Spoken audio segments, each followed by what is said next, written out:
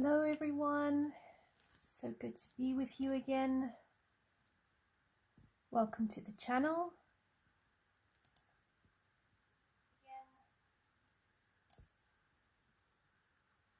So I'm just going to give it some time for everyone to join.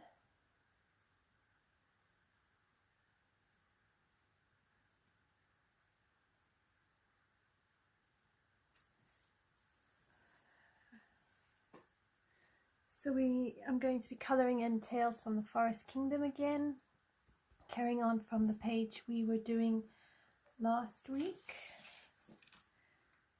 And I'm just going to make sure my pencils are all nice and sharp.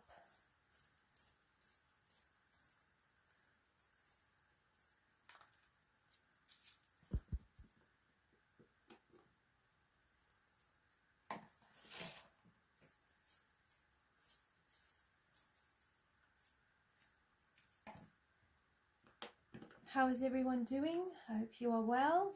Hope you had a good week.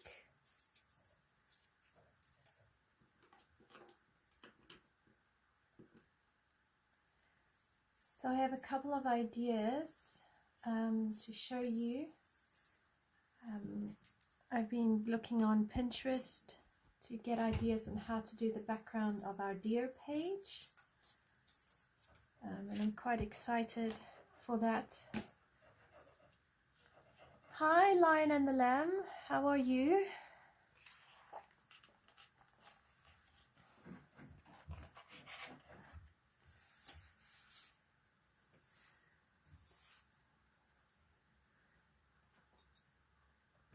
I'm just carrying on, just giving it a few more minutes for a few of the others to join us before we tuck in and get working on this page, and hopefully we can finish it off today.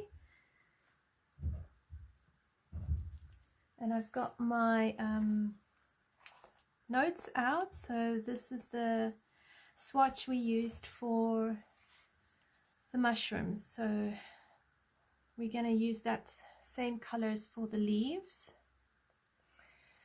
I'm glad that you are well, Lion and the Lamb. I am good. I'm feeling much better, although not quite 100% yet, but so glad to be able to sit down and do some coloring. Hi Dawn, how are you? It's good to have you.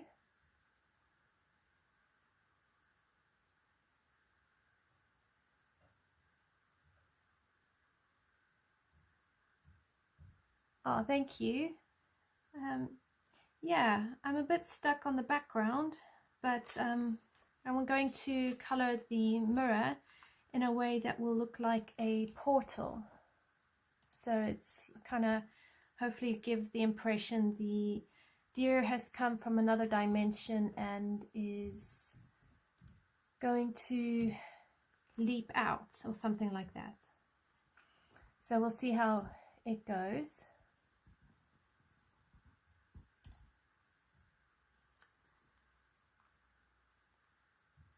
Oh, glad to hear you well, Dawn. I'm good, thank you. Feeling much more back to myself. Hi Val, how are you? How was your week? It's good to have you.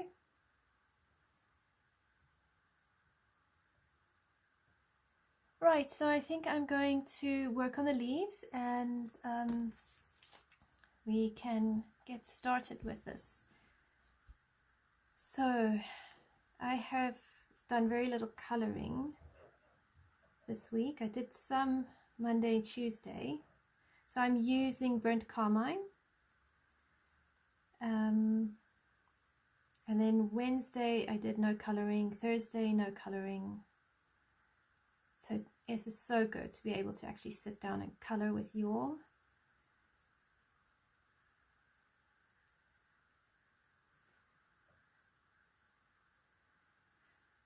So yeah, how's your coloring been this week? Have you been able to get to it? How are you finding September? So I'm using Ivory now, and I'm just going to feel my way back into coloring. And I'm also going to zoom you in so you can actually see a bit better.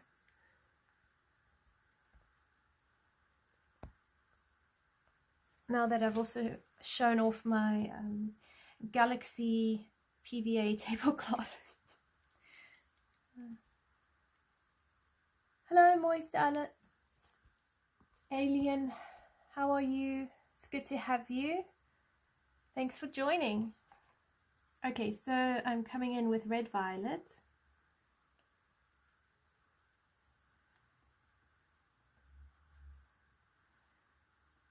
And if I don't like how I do this, I'll just erase it and start over. But I'm going to be using these same colors.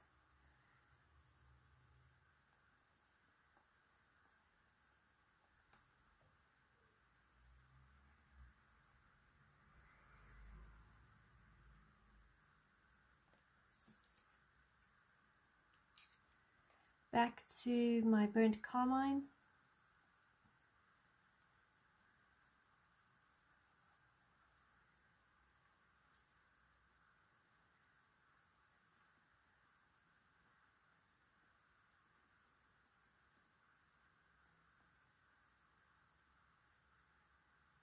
Oh, it's a pleasure, the Lion and the Lamb.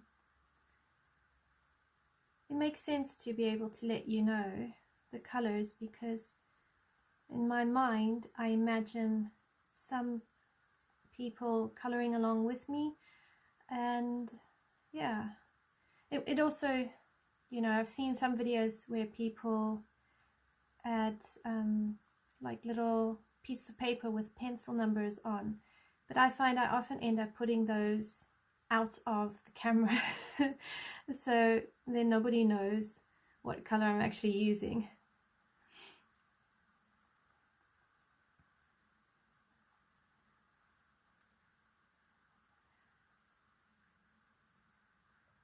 So I've had a few requests for skin tone tutorials, and I was wondering how everyone feels about skin. Like,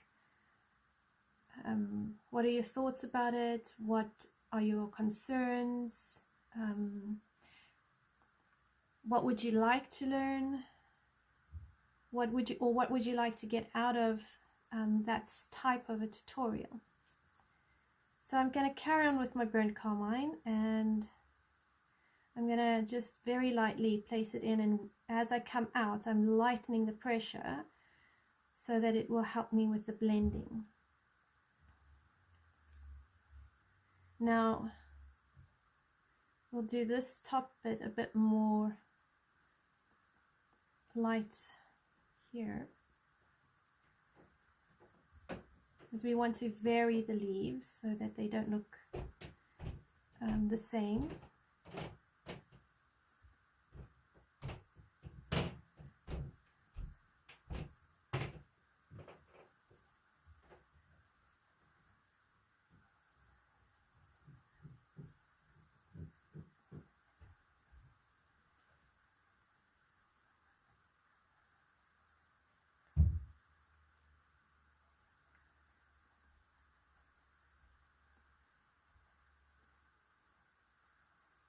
Now you could do one leaf at a time, or you could go through all the leaves and add in all the shadowed areas or the highlights, depending on your preference.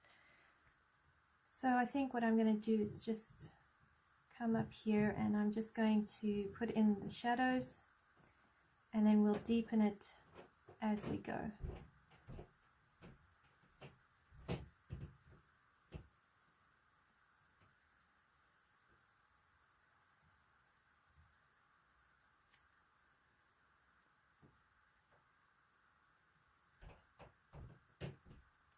That's very informative, Val. I think with skin, it really depends on what you're aiming for, because like even in dark skin there are various degrees of dark, and some places will have maybe a more yellow dark skin or a more blue undertone dark skin. So the color combos you would use would vary. I think you definitely over time develop a variety of skin recipes, and you do definitely need to have some skin recipes and be able to work on the base. So what I'm going to do in the skin tone tutorials is actually kind of walk you through some of your definite colors and how to build and adapt it from there. Because sometimes I did a page just recently where I used a marker for an undertone, and it was quite a grayish yellow, a muted grayish yellow, and I had to adapt my choice of colors to balance the skin out. So I will walk you guys through that sort of thing as well, and hopefully that will also help.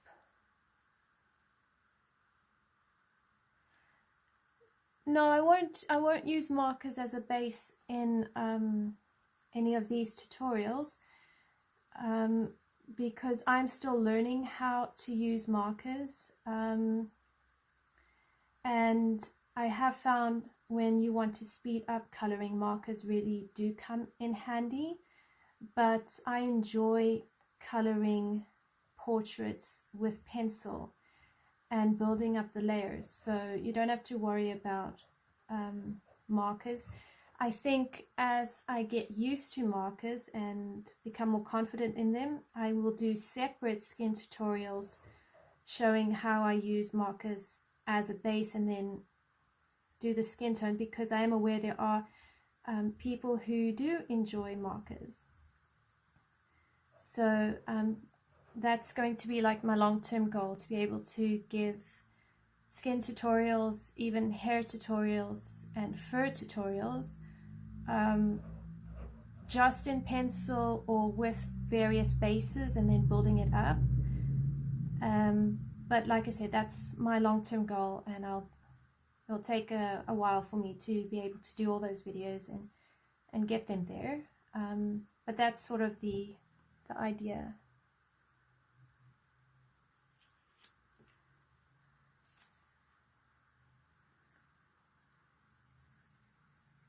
So here at the top, I'm going to alternate light and dark so I can actually contrast it. Oh, thank you, Lion and the Lamb. I really appreciate your encouragement that I'm good with animals. The deer was easy because I didn't do fur.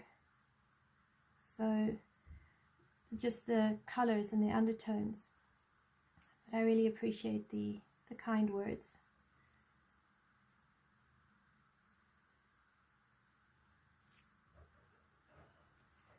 Yeah, when it comes to markers, I really admire the people who use markers and actually blend their markers really well, and sometimes it looks as though they only use pencil, but even like with people who use watercolors, and Christine Caron is an example of someone who uses watercolors for beautiful work. And yeah, I'm in awe of what some of these people can do. So still a lot to learn, really.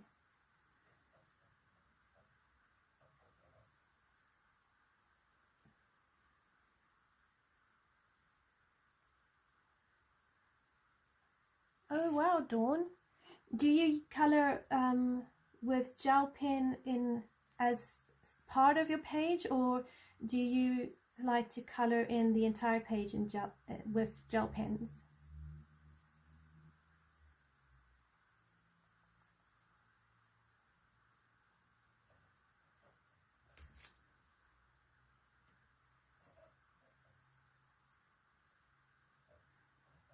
I love how colorists are so diverse in and the coloring community is so diverse in the way we all color. It's just so exciting.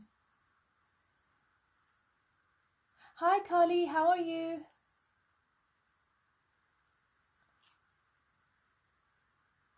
So you want to see fur, hair and skin. Val, I will show different color combos. So see, there's two ways to do this. I'm gonna get distracted now with talking. So I'm gonna come in with the Burnt Carmine. So if you wanted to see a variety of color combos, then what I've seen other coloring channels do is just give like swatches of different skin tones you can use, or combos. So people like Color with Claire or Miss Martley, they give color combos with swatches, which is one option. The other option is over time giving color combination, but showing how you would color in a page. So if I did that one, I would then color in a portrait for each color combo, so you could see how to do the shadows, how to do the highlights, depending on the angle of the face and how it is drawn. And I'd probably lean towards a grayscale or portraits where the artist has given guidelines for the shadows, because I think that would be easier for people who are learning to color skin to be able to follow. Whereas if you have just line art and no guidance, it can often leave you feeling quite overwhelmed. At least that's how I see it. So yeah, that's why I'm kind of leaning for more slower approach. And I have already got videos for one skin tone, which is quite a light skin tone. They need editing, and in that, and I need to finish the page. So that's one of my whips, but in that series of videos I will show you how to color quite a pale skin and how to do black hair. Now the recipes I used for the skin and for the hair I got off channels by realistic artists who do realism. So I will obviously make sure I credit them and tag them in the finished work in the videos. But I'll show you how you can take like someone else's skin palette, adapt it to you, or even what it looks like, and creators, which yeah, I think is quite helpful.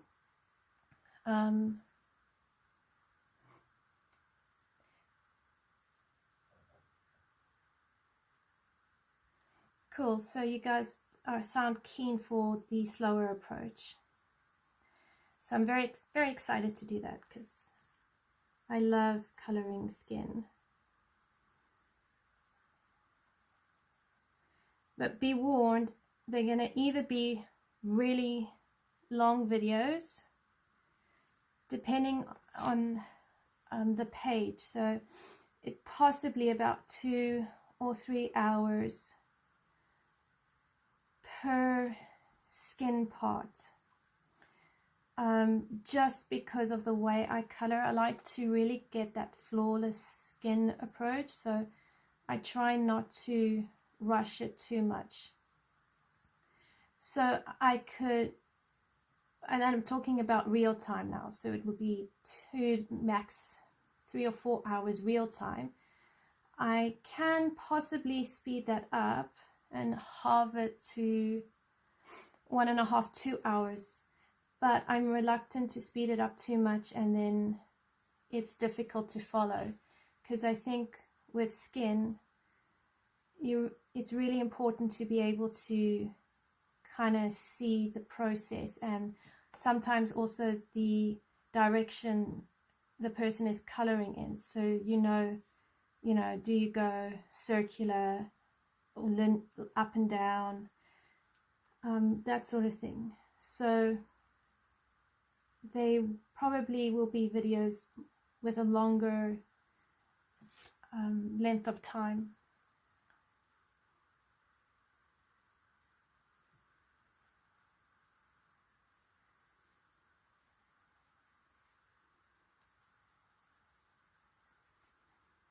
And then I've also planned out a monochromatic color along, and it will be one color but various hues or shades of that color.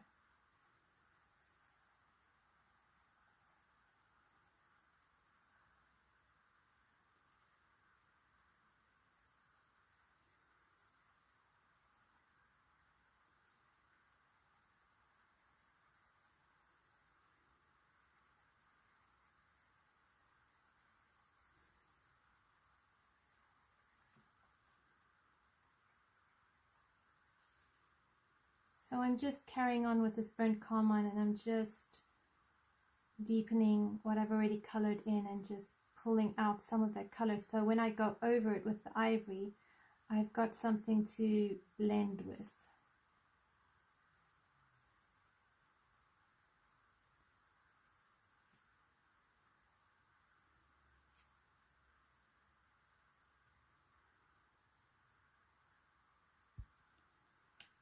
Alright, so now I'm going to take the ivory and I'm going to just start building up the layers so that it can blend out.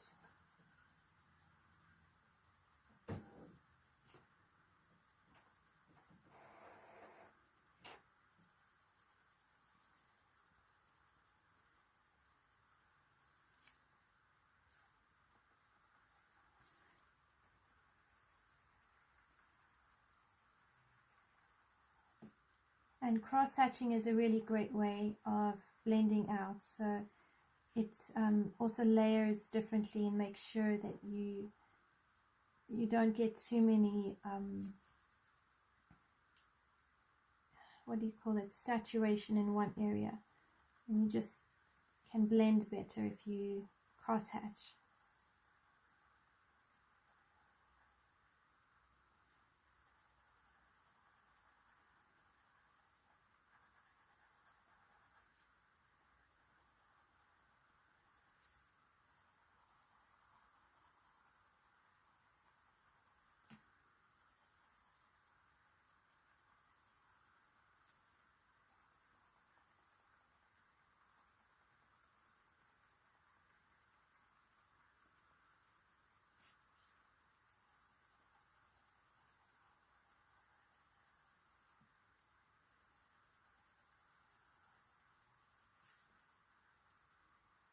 Also, you can do little circles as well.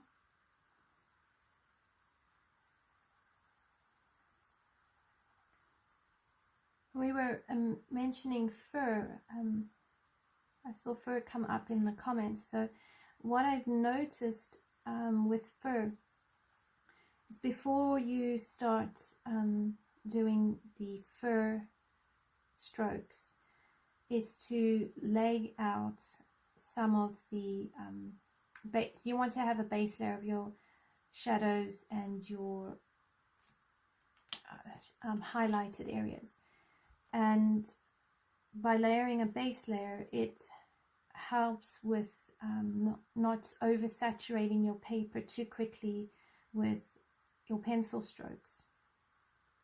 So I've noticed with fur, having those base layers really does come into play.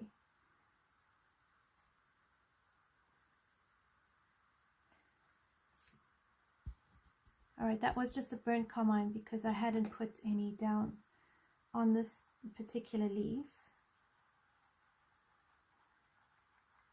So I wanted to find out from you, what are your thoughts about Neocolors, Neocolor IIs? Where is everyone at with Neocolor IIs? So I'm back to the red violet.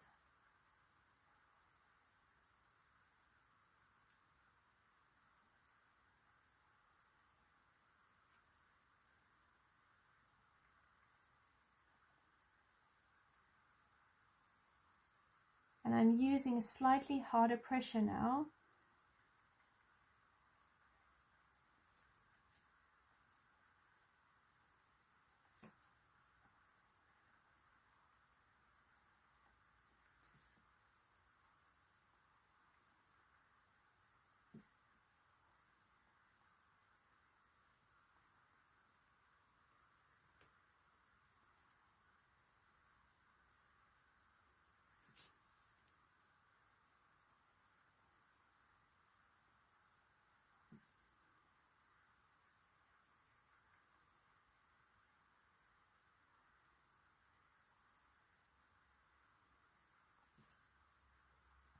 And I'm just using this red violet to go over my darkest areas.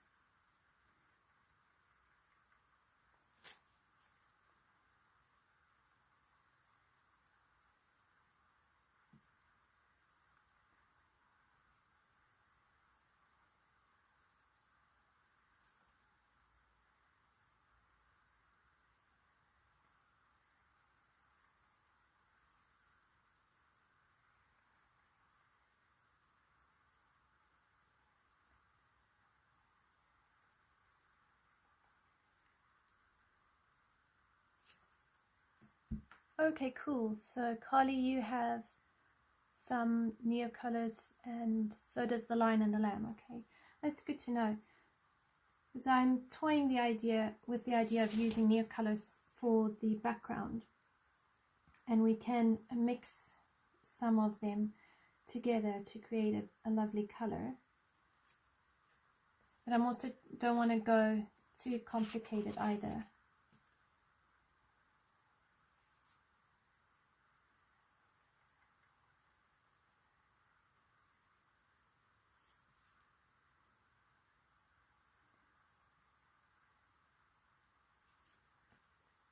Okay, cool, Carly. We can do a bit of work with Neocolor IIs.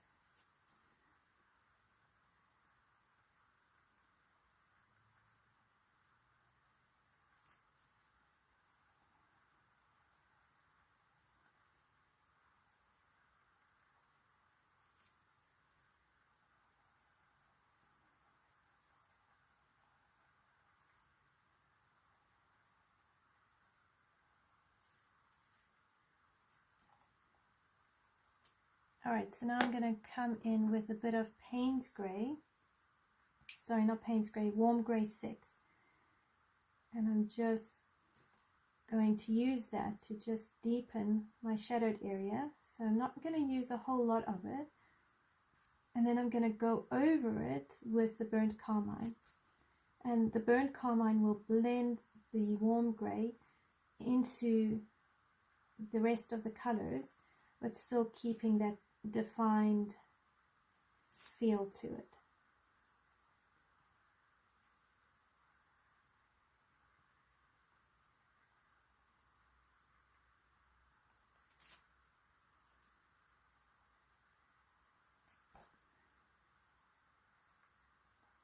So ideally when you're coloring, you want to have at least 3 colors within your palette or chosen colors. So you want a dark, a medium and a light. But then I also like to have a grey or a blue or a violet nearby so that I can use that to enhance my shadowed areas.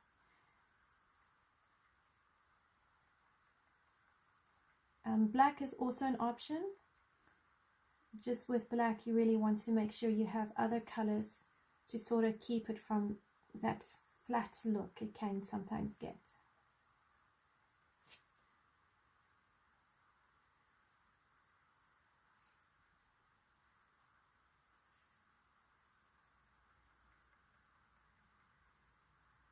Oh, thank you, Dawn.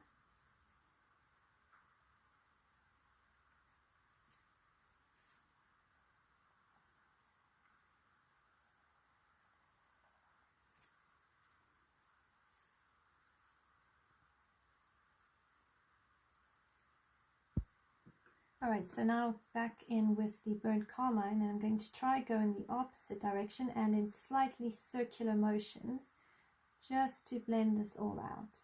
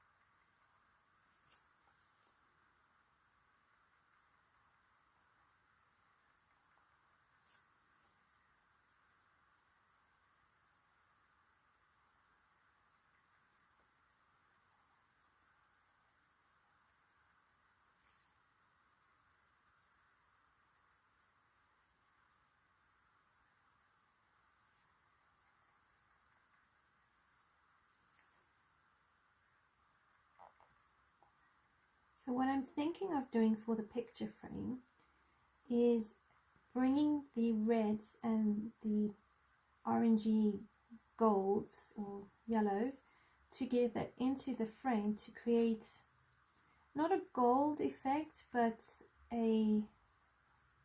not a red one. Or I could even do a grey frame, which would really keep the mirror distinct from the deer and wouldn't get lost in it, and the deer could potentially pop out of the picture.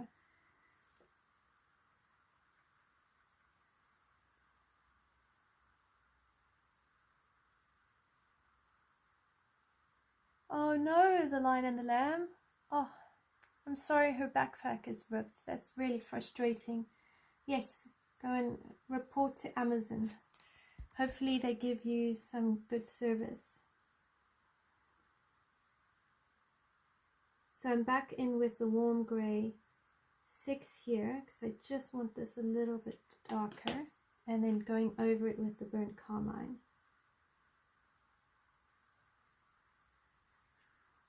Alright, now I'm going to take my red violet, and I'm going to use quite a hard pressure now, and I'm going to really sort of burnish my shadowed areas.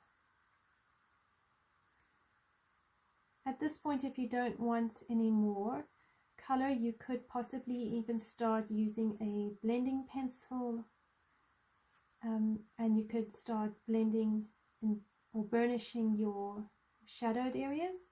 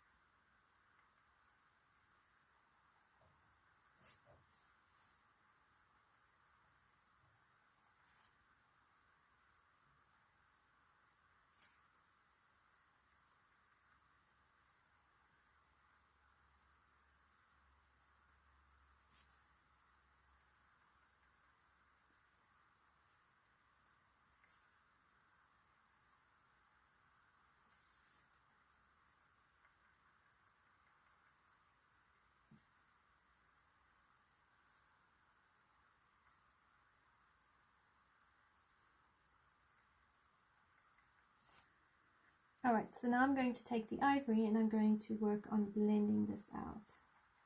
And I'm also going to use a medium to hard pressure.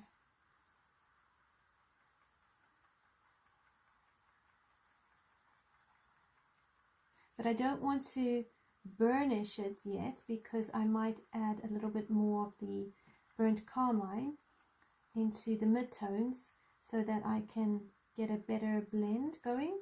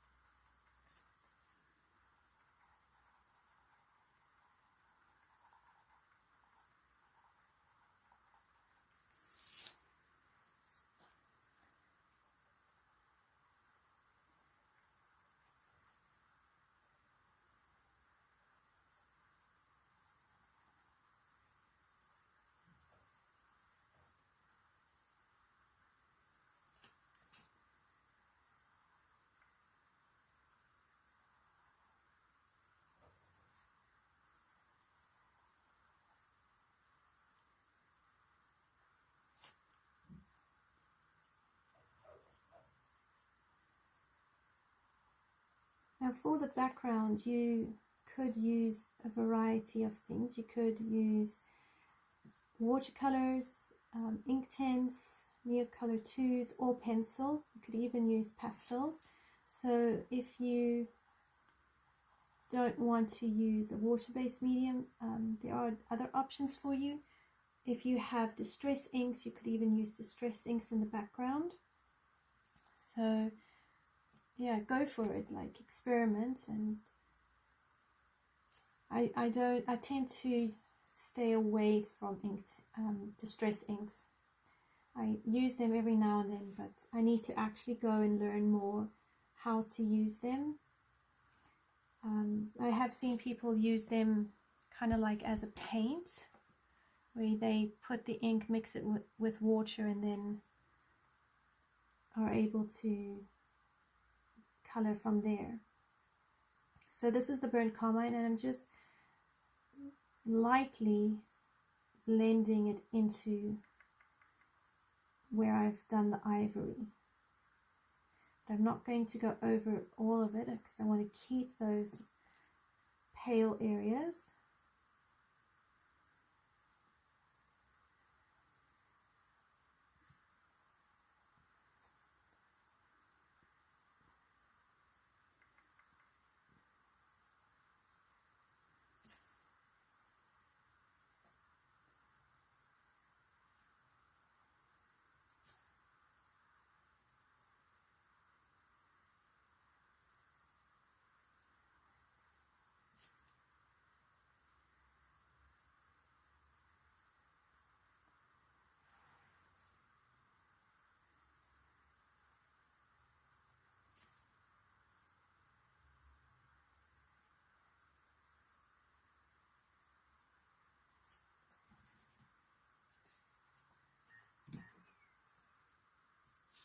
Oh dear, my laptop every now and then just decides to go flat off.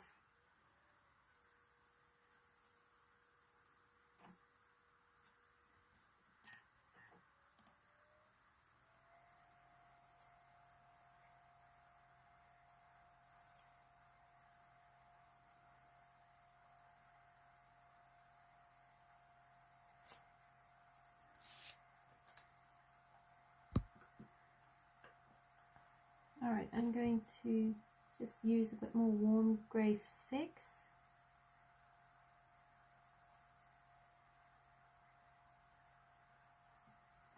And I'm just going over some of these lines here, just to redefine them, make them pop a bit more, and build up that contrast, you know, like keep your lights light and your darks dark.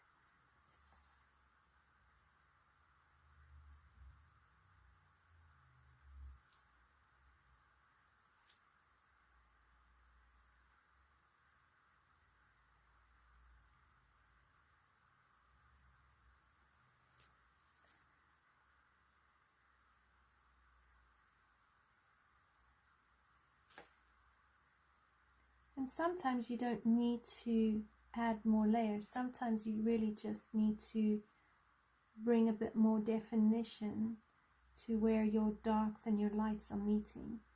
And that in itself can lift your picture and just make those things pop.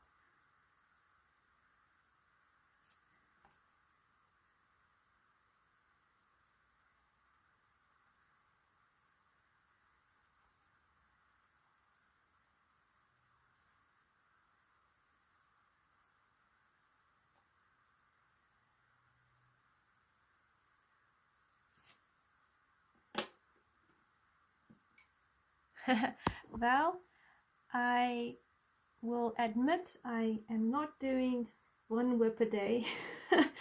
I knew it was going to happen. I have done, is it 3? I did 3. And I'm busy working on 2 at the moment. So, and I'm very, very pleased with how they're turning out. The whip I'm working in at the moment is in this book, and I'm so excited to see it finished. I got inspired, and yeah, I think it's going to look rather sweet. So I have to, it's almost done, I have to finish it, and then I've got another one I'm doing in a Coloring Heaven book, which is steampunk, and that one I am classifying as almost a new page because I'd only done a couple of layers on the skin tone and then needed to just color in the rest of the page. So yeah, I'm loving how she's looking. Her skin is done and I'm busy with her dress, which feels like it's taking forever, and I'm using Polychromos on that particular page as well. And I think I did do the skin on that page in polys. I started it with Prismas, but I went over it with polys, and I love how it's looking. I tried really hard to keep it gentle.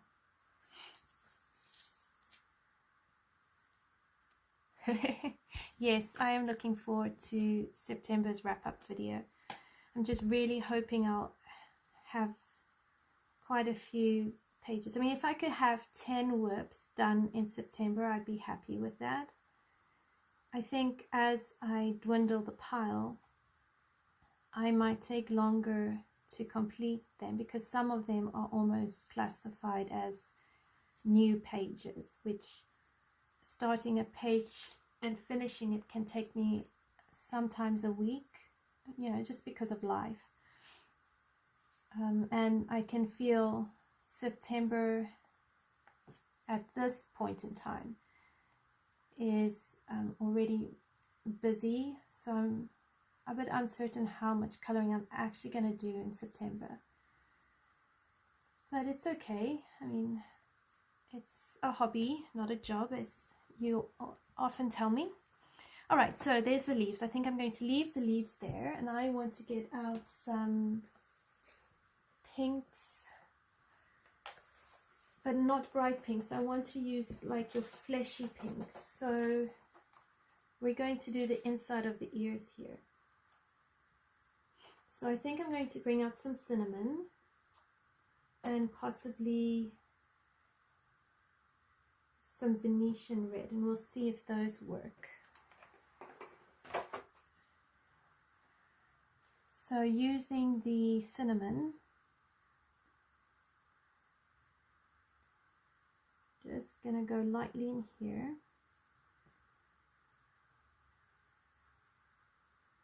And lightly in here.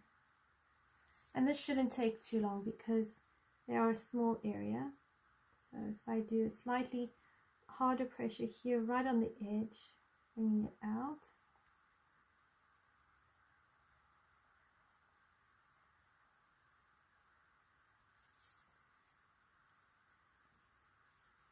I'll try to keep my hand out of the way so you can see what I'm doing. Hi Emily's Colouring Corner, how are you? It's good to have you. Thank you for joining. And then I want a bit of ivory just to blend and lighten that up a little bit. And then I'm going to go back ever so slightly in circular motions with this Venetian red.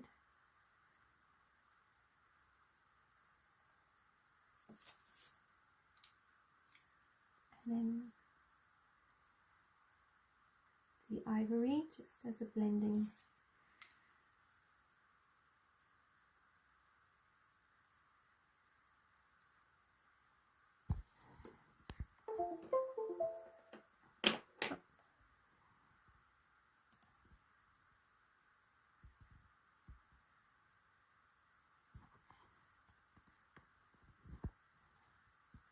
Alright, so now I want to do the frame, and I'm thinking I'm actually going to do a warm grey, possibly with a bit of browns. So let's see, I've got the warm grey 6 out already, so we'll use that for our darkest colour.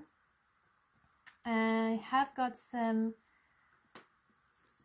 we can maybe use the Venetian, not Venetian, the red violet. See if we can bring some of that in. I will use a warm grey 3, possibly for highlights, and I think we'll bring in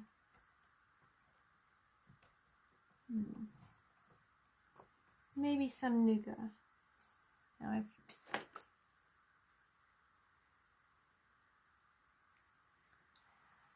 okay, so here, along here, we're going to use that warm grey 6.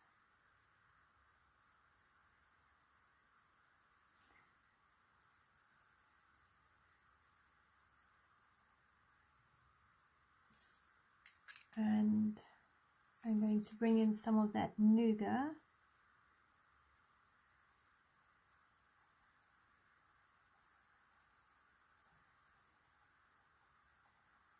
And we'll test it in this little corner here and see how it works.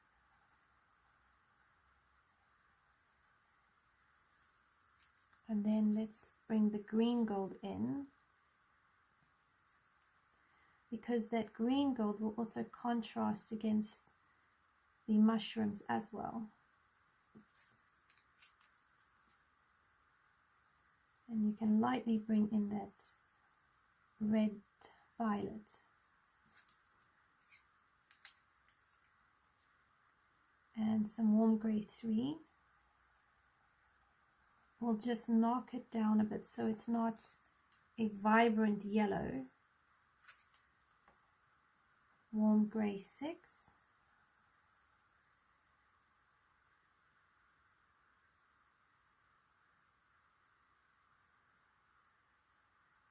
Hey JC, happy Friday. It's great to see you and have you with us. Oh, Emily, that sounds fun. Sims is fun. So how long have you been in a colouring slump, Emily? I hope it's not all fun when those happen.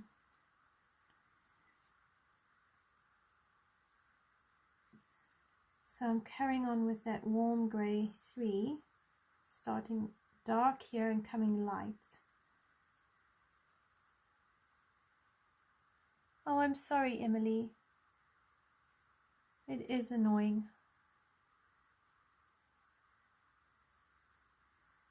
How long have you been colouring for?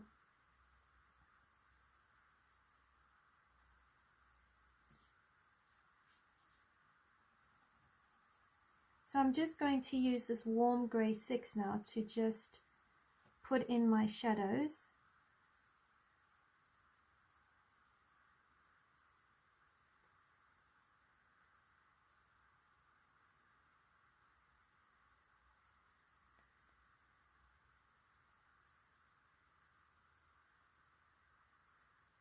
Oh wow, Emily, that's amazing. Colouring for 6 years, wow.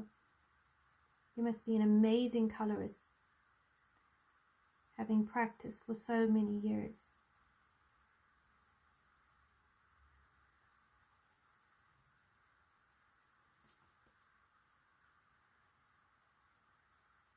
Do colour-alongs help when you have a bit of a colouring block?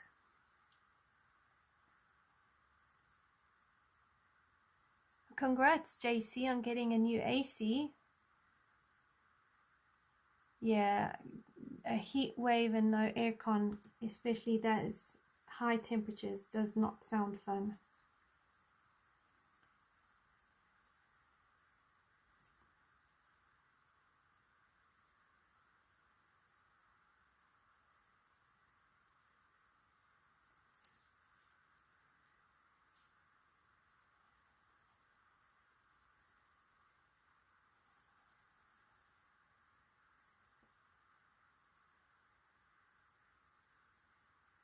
Nice to see you, Emily.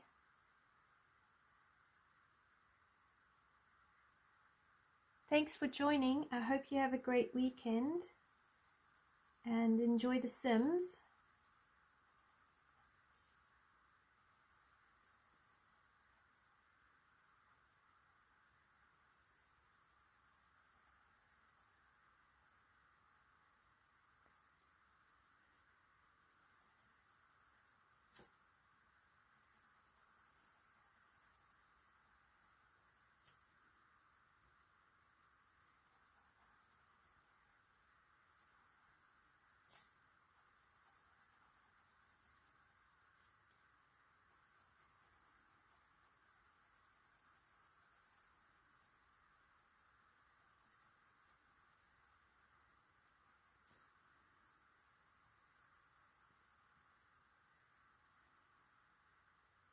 Oh, sorry.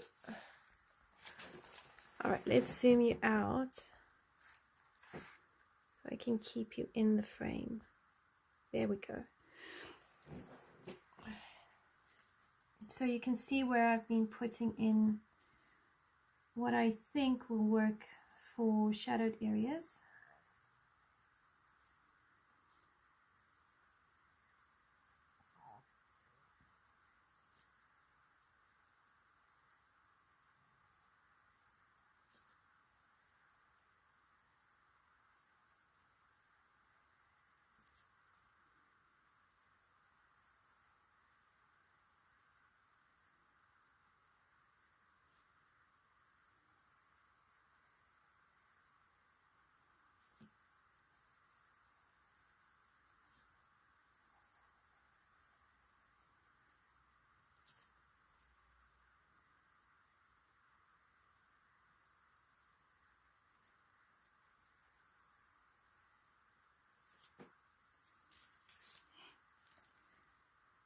All right, so here we go the other way. Because I'm going to make this light, I want to create, there's a bit of a contrast between the frame and where I'm going to put the effect to look like a portal or something like that.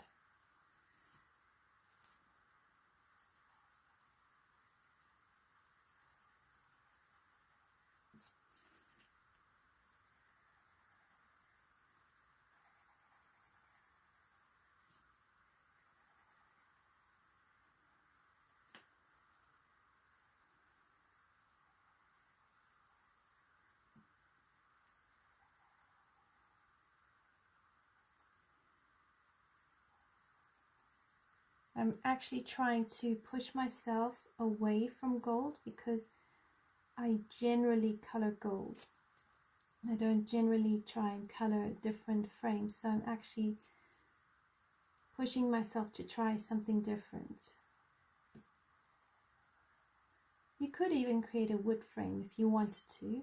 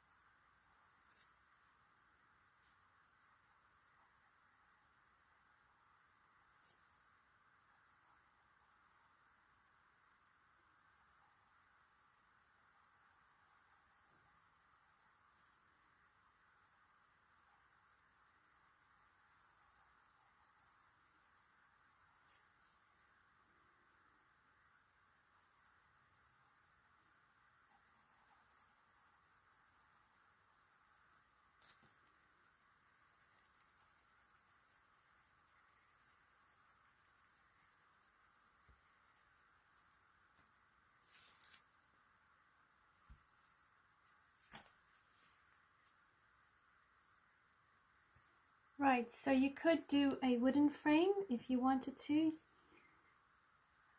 You would just change the texture of the picture.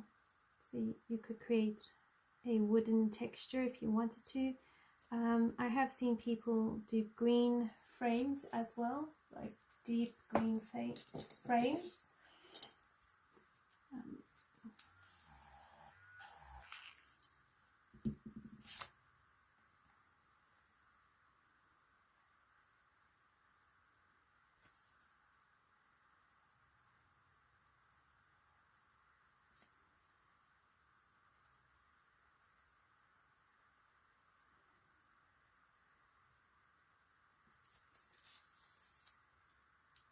Okay, so that's where more or less where I'm going to put the shadows. Now I'm going to come in with the Nougat and let's blend that out.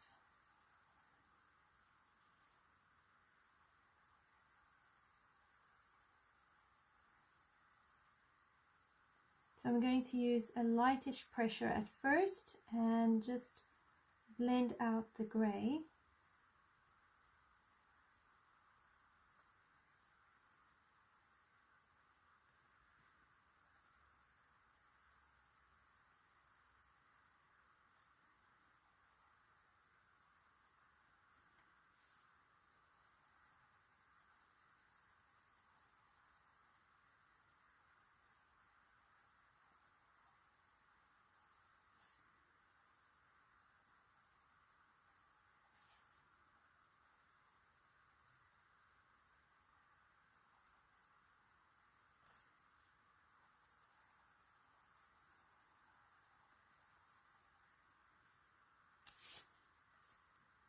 And this is one of those things where the more you color, the more color combinations you build up. And when you have a lot of color combos, coloring can become quicker and easier as well, because you are familiar with the ways I'm getting different colors and effects. But obviously that takes time to build up.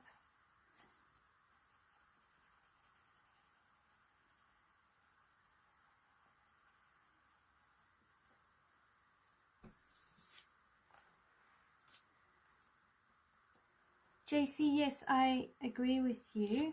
I think blue or even green would really look lovely. I want trying to keep this to a limited palette, and quite a strict limited palette.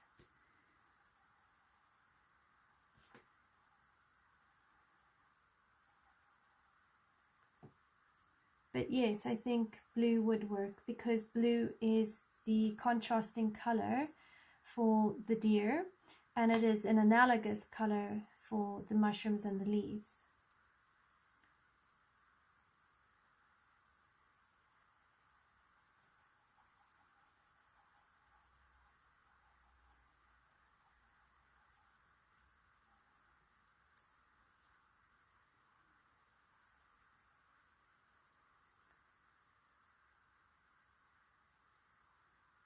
To be honest, JC, I have no idea what color I'm making this frame. It is going to be browny, so more like a an autumnal kind of look. But I need to be careful that I don't compete with the deer. So it needs to be almost a more muted palette than a bright palette within these reds and oranges and deep ochres.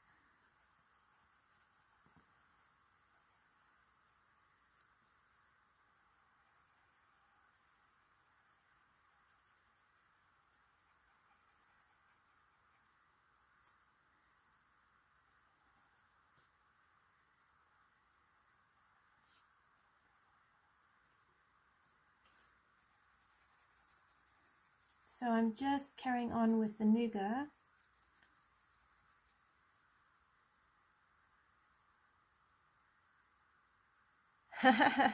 That's cool, JC.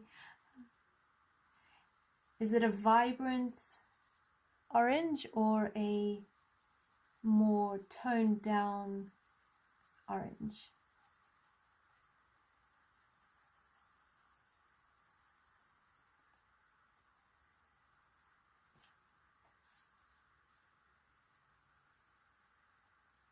So I'm going in circular motions to try and blend this out.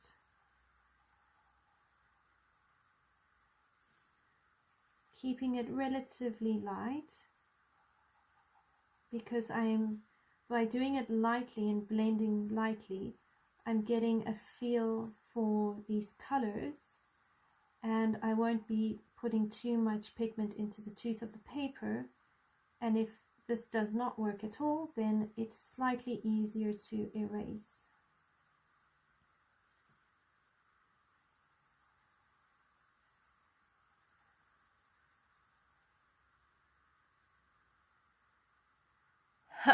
That's cool, JC.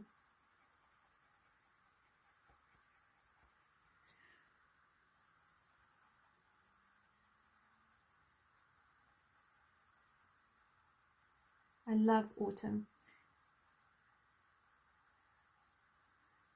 And that pumpkin chai kind of thing that goes on during autumn at, you know, Starbucks or Costa is also really, really fun. It just makes the whole spring, not spring, autumn feel very autumnal. It's got that like cozy, warm feel to it.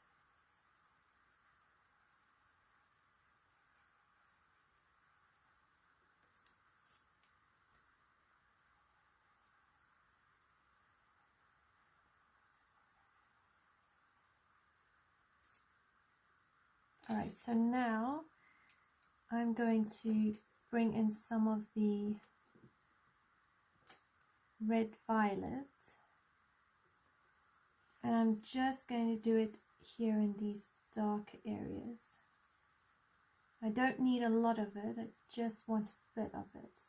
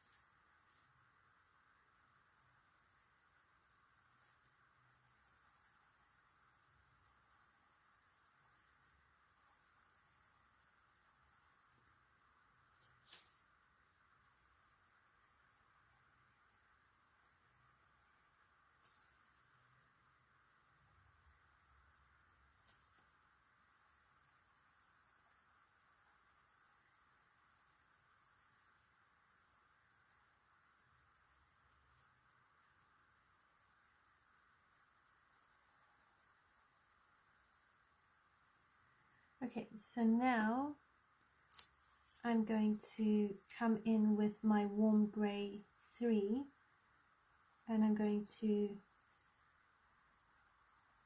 bring in this as a lighter area, and this is also going to blend out.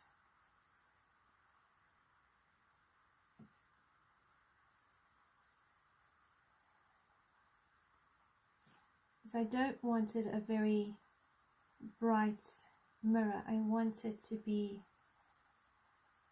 in the back but complementary. And this is where coloring with a very limited palette can be a challenge, because you can't rely on your contrasting colors or your analogous colors, and you still have to make use of your shadows and your highlights.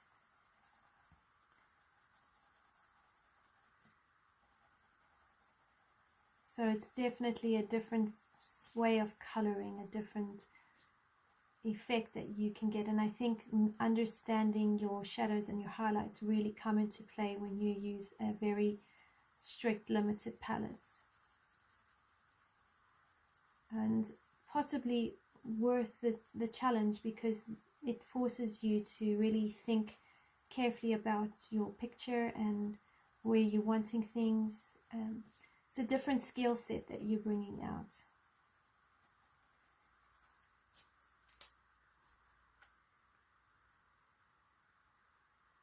Oh, JC, that sounds delicious.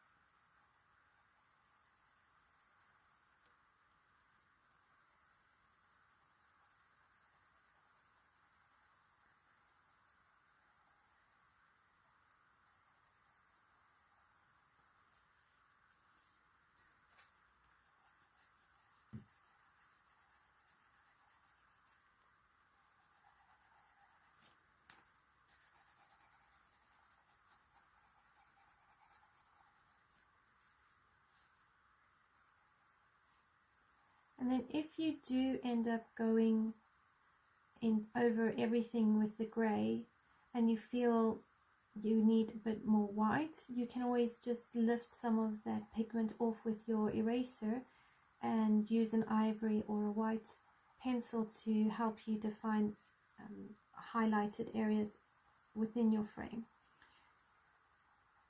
depending on how light you want it to be, or how yeah, just depending on the effect you're wanting.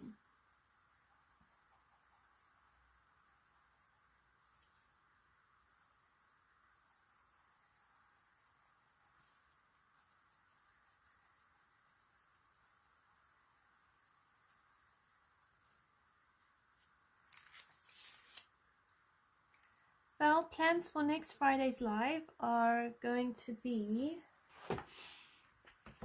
I'll show you now quickly.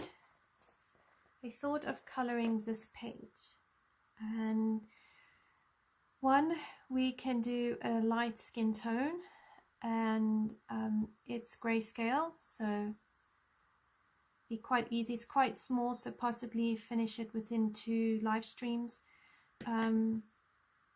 So I can really show you eyes. It's got great eyes. You've got great lips, great nose. The shadows are there, but it's a, yeah, I thought it was small enough to not be too intimidating, and a great example for a light skin tone. For a dark skin tone, I am still giving it some thought.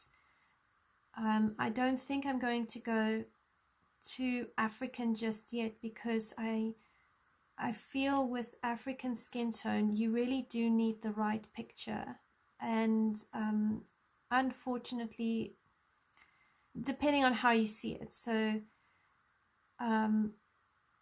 personally, I find a lot of coloring books are very Caucasian dominance, or so you can, it's easy to color Caucasian, Mediterranean or olive skin tones, whereas coloring in African skin tones, you either need to show that they've got extensions in their hair, or you need to have the right picture, because African hair is very different to Caucasian or Western hair.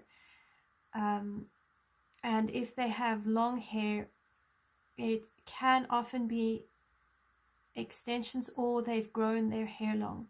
So it really depends on how you're going to, it depends a lot on the page. I'm very much a person who loves coloring Africans based on my memories and what I have lived through in Mozambique and all of that. And to me, it's like a tribute to the beautiful African people I've known throughout my life. So for those sort of pictures I would color in, I would want them to almost be more true to the African people I have met and seen, both traditionally and also in the cities. So yeah, I am probably a bit picky about what pictures I do for African skin tone. JC, yes, this is the Christine Karen Fairy and Fantasy 2. I just got it. I'm trying to find out as much as possible what coloring books I have that are common amongst those of you who enjoy color alongs, and the color alongs I do, because I just want to be able to meet you where you're at. And yeah, so, and I don't want to, you know, I'm kind of taking on the thing of, if I know someone has if I've got a coloring book I know someone has and they want a coloring a color along, I'm happy to do it in those videos, because then it's like encouraging all of us. It encourages me to color in the books I have, it encourages you to color in the books that you've got as well. So yeah, but I'm also happy to get books I don't have and do color alongs in those, because it's just fun. So yeah, and I love the petals going out, and we could do quite a fun, maybe a bokeh background around these stars.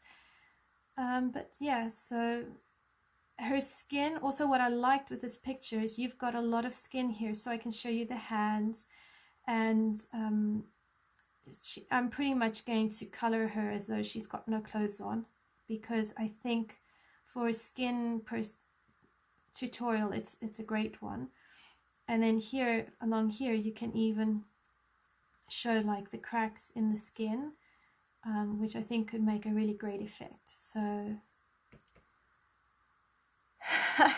JC, yeah.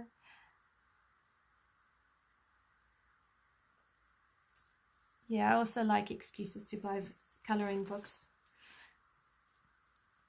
So yeah, that's the next plan. And then like I said before, I've got the monochromatic page, and at some point I need to add in a bit of the Layla Dooley. So this is the green gold, and I'm just experimenting with this and seeing where can I add it. So in a way, I'm trying to reflect into the mirror the colors from the deer.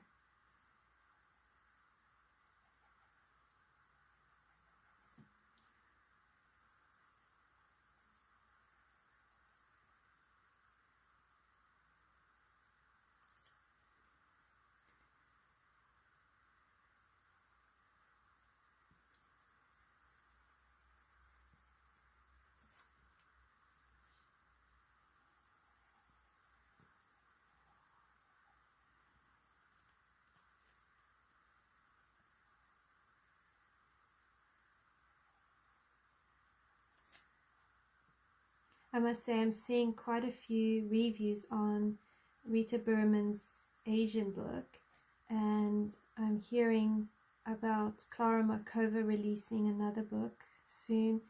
So it's very tempting to just go and press that buy button.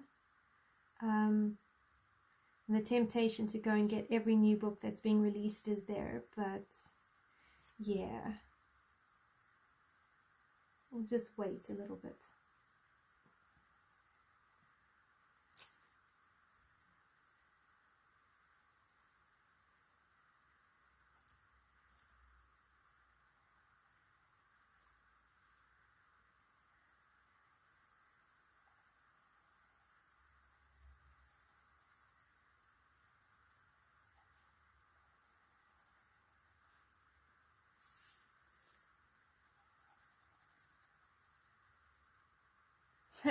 Val, I'm right there with you.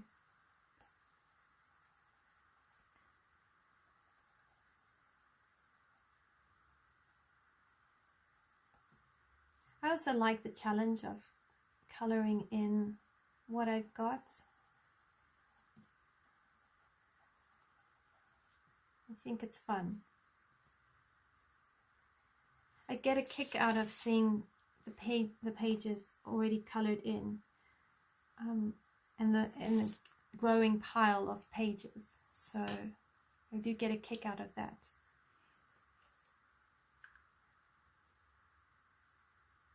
Oh wow, JC, that's good to know.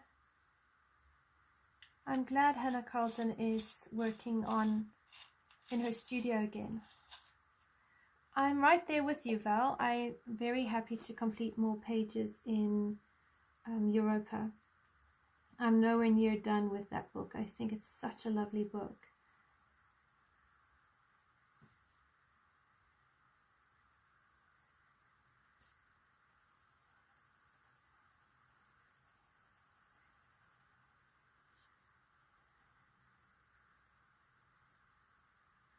And I do plan on finishing that ship page in the Rita Berman Europa book.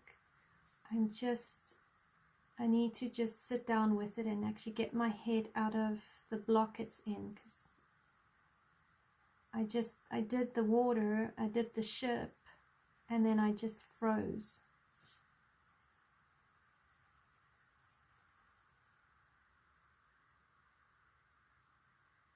Yes, Val, I do have that page tagged. I have every intention of doing a video for it for you.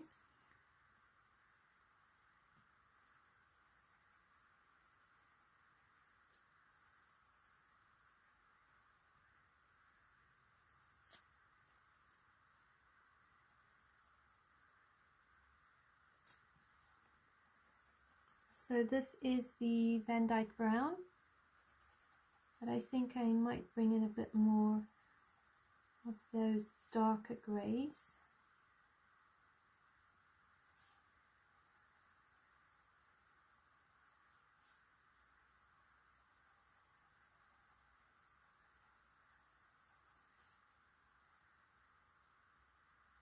And I think I'm even going to bring in a bit of black, because the black I can use to deepen the shadow, especially here.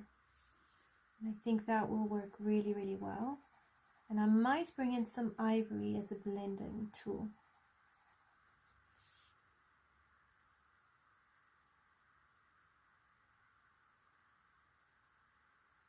JC, I'm not sure if Rita Berman's style really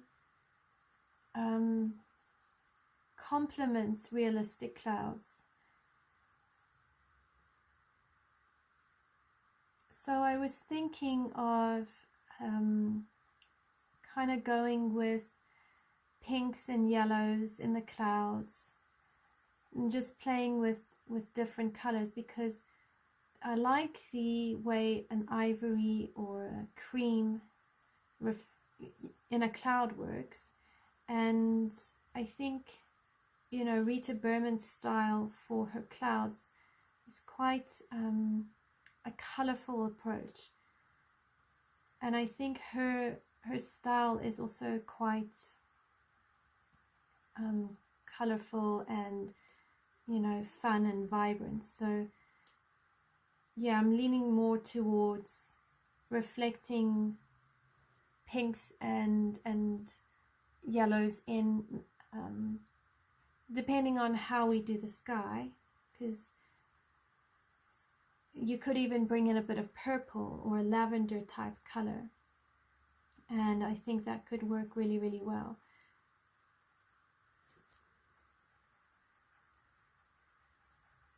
And also, you know, I think, like, especially as we go into autumn and winter, playing in those different colors, palettes and all of that just keeps coloring interesting and fun. And yeah, I like in winter having all the different colors. It just adds color to a cold and bleak and miserable winter. I don't do winter, so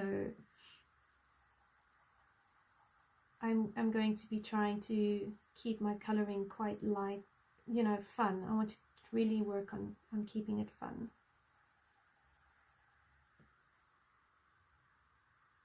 I don't have her seasons book. Is that the one where she goes through all 4 seasons in one book instead of the individual ones? Because I think I've marked that on my wish list. I need to work more in her Land Under the Magnifying Glass book. But I just love the Europe book. It was really such a beautiful book.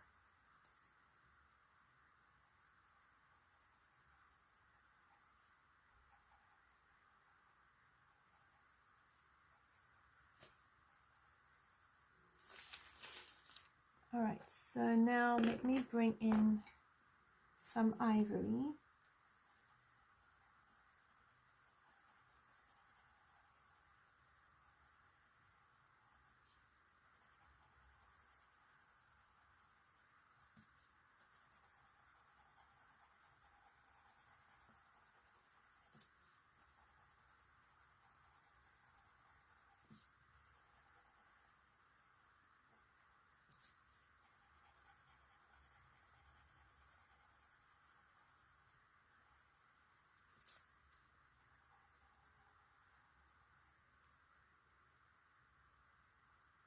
Oh no, Cully, how?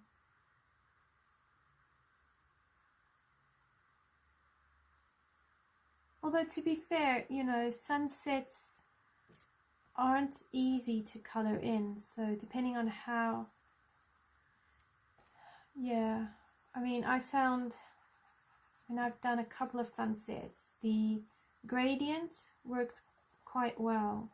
I mean, at least, you know, you can get the illusion of a sunset. I wouldn't know how to do it all fancy like. Did you try create the sunset on your own, or did you use a tutorial?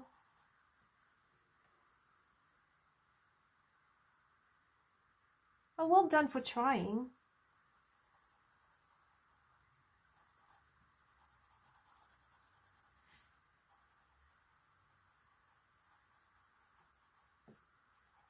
You never know unless you try, hey? And we learn so much by trying. Alright, so now I'm going to get that black pencil and I'm going to... Hey, for all you know, it could have been the pencil's fault. And sometimes certain brands of pencil just don't work on certain papers. And it's really not your fault. It's like I've got marker Raffines, and I don't like them in Rita Berman's book.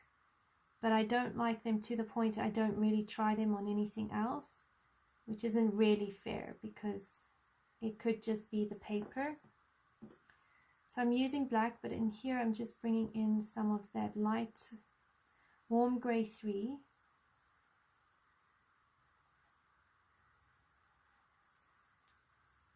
And see, sometimes you just need that little bit of black.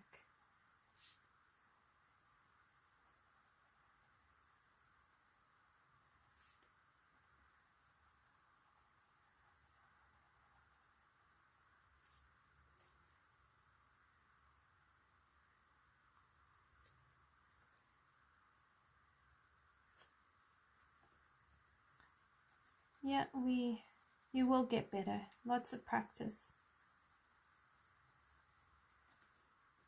I really admire you for trying it.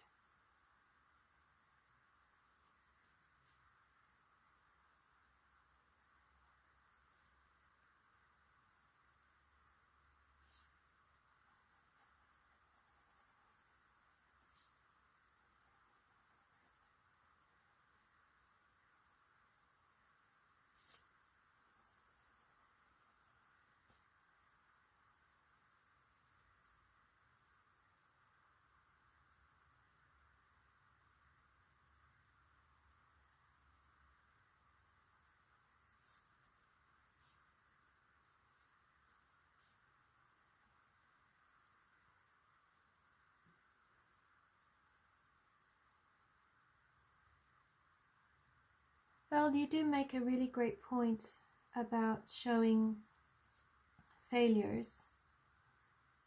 And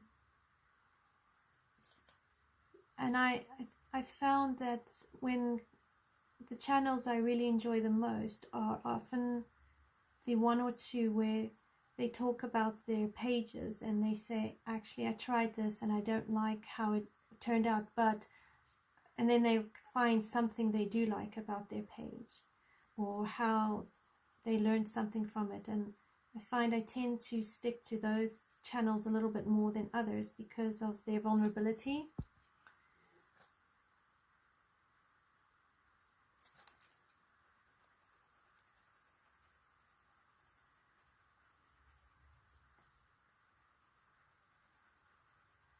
Making mistakes is hard though.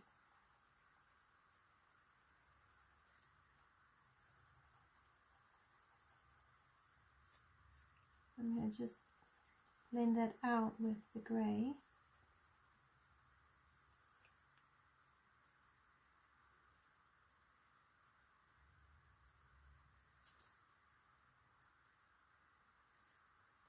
Yes, you are right.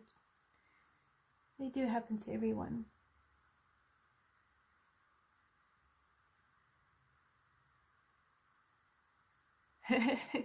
Agreed, JC. At least that way, you know, you learn what not to do. Like, for all we know, this color combination does not work because I didn't swatch it.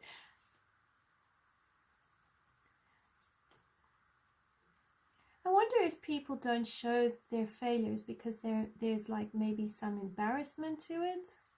I mean, do you think that that's possible?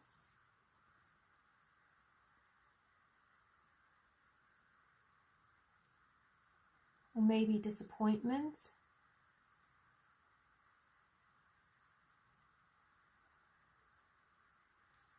So I'm just carrying on with this black just to deepen it, and I think it's making a nice difference. I'm not sure if these are the best colors together, but anyway, at least we tried, and it's something new instead of just gold.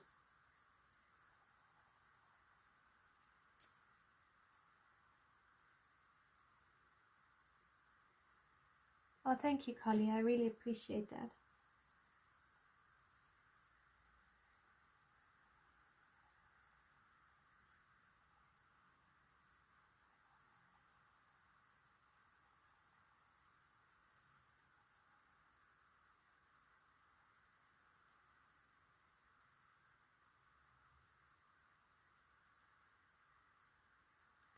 Very cool points. Yeah. I agree with your points.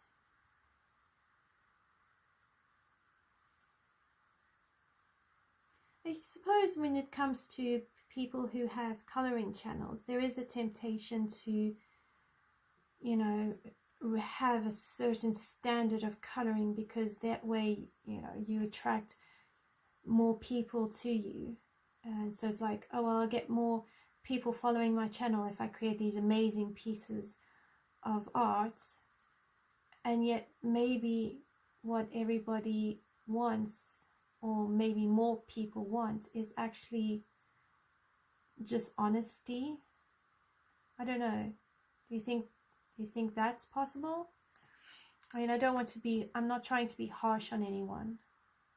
I'm just pondering out loud, because humans are so complex anyway, and we all are different. I don't know, for me, sometimes that's the temptation. It's like, oh, well, if I don't have beautiful pictures, nobody's going to want to subscribe to the channel, blah, blah, blah. And so I know for me, there is that temptation. And it's like, no, just be you.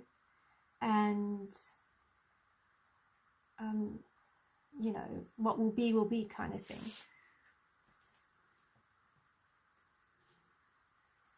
I hope I'm making sense.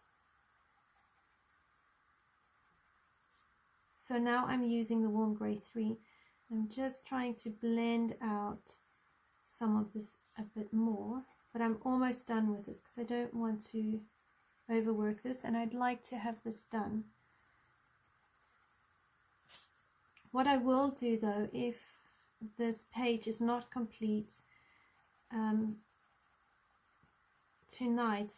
tonight's live, I will complete it tonight and publish the rest of what I do as a color along, so you get to still color the whole page with me, and that way we can move on to the Christine Caron page on next Friday.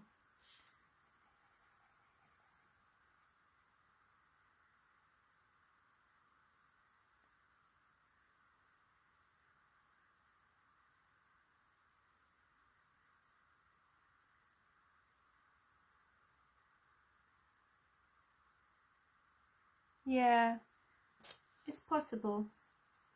It's possible that, I suppose it also depends on what attracts you to what style of art you like. So, you know, if a person's style doesn't suit you, then obviously, you know, a person wouldn't subscribe to them because it doesn't match what they're looking for. Because, you know, I'm speaking for myself, I would go and subscribe to someone's channel because their work inspires me.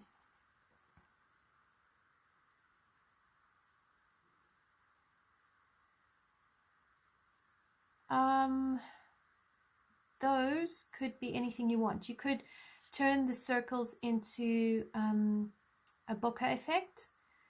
You could do the whole background and then white them out, or use gel pen and create different effects with the gel pen.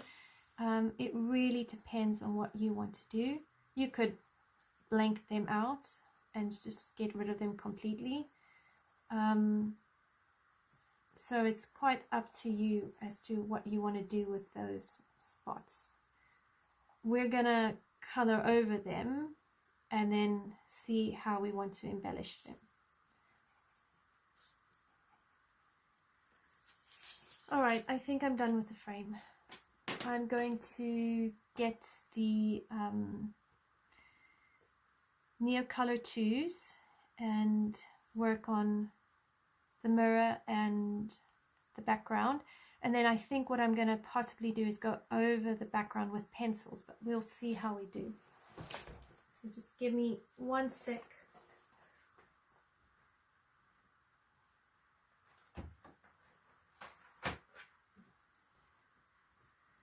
Alright, so here are my Neocolors. So I've got the set of 30,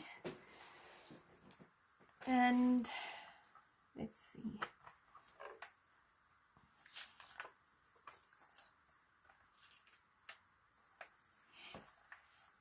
So to get a nice contrast, all right, I need to stand up so I can see near my tripod.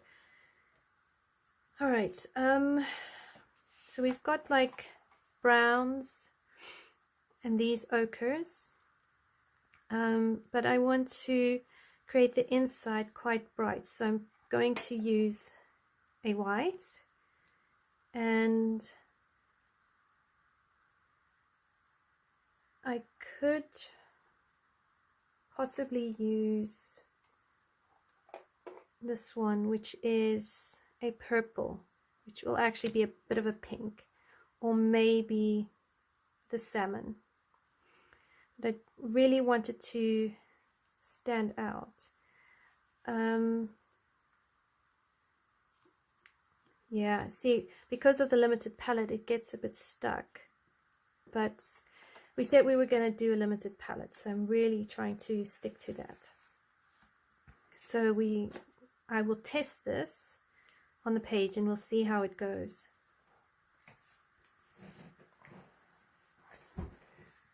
Okay, so I want to just tidy this up a bit here. So I colored a bit out of the lines.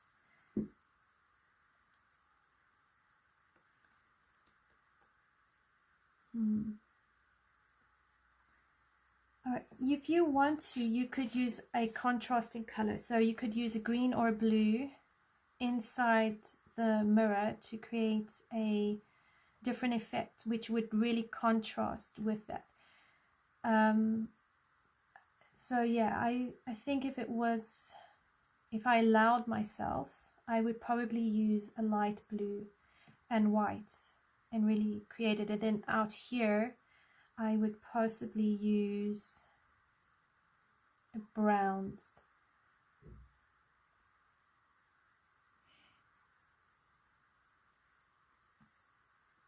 Okay, so this is my white. I'm going to just try and clean it a bit just by rubbing it off.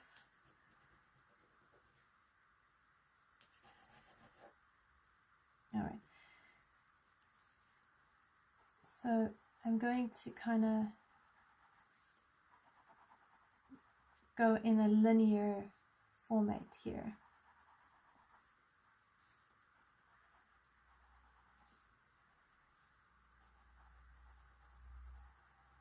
And I think the middle here I'm going to make quite bright. So I don't know if you can see this much on screen, but I'm going to try and make the middle quite bright.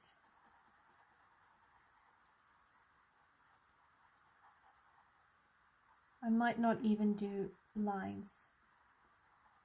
We'll see.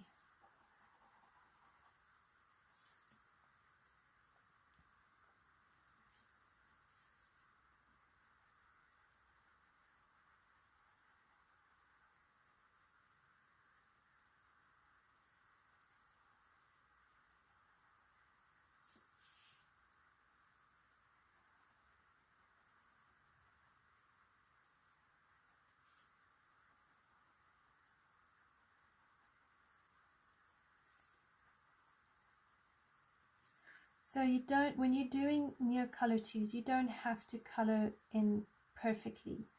You can have imperfect colors and just pull the colors as you go when you activate it with water.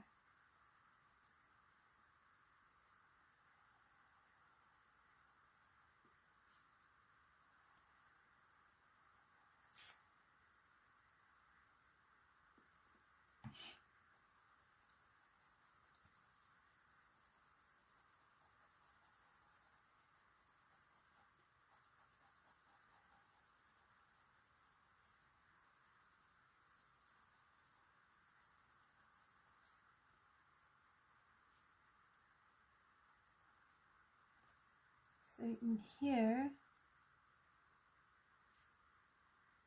I wouldn't use that actually. I'm going to use instead maybe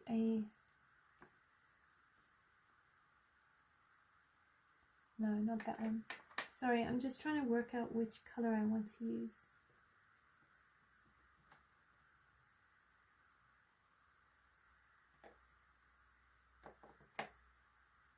Could use a bit of a carmine.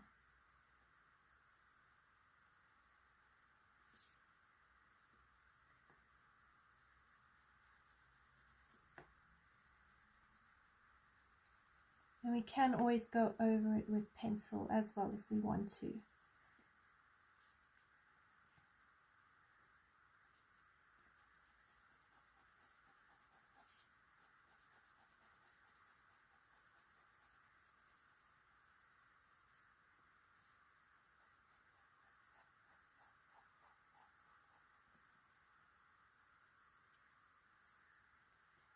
And then I'm going back to that salmon.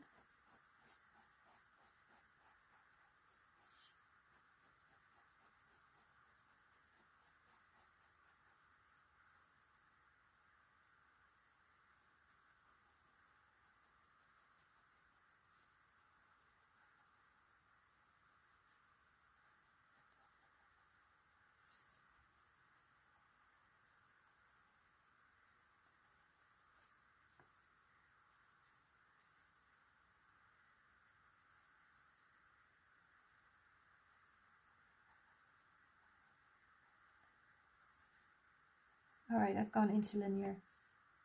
Apparently my mind wants linear lines.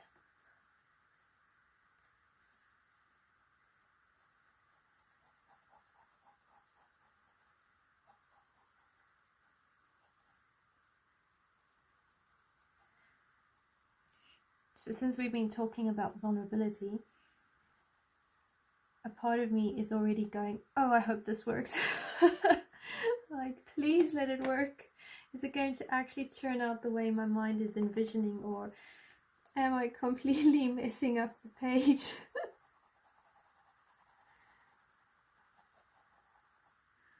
And I don't know what to do with that eye.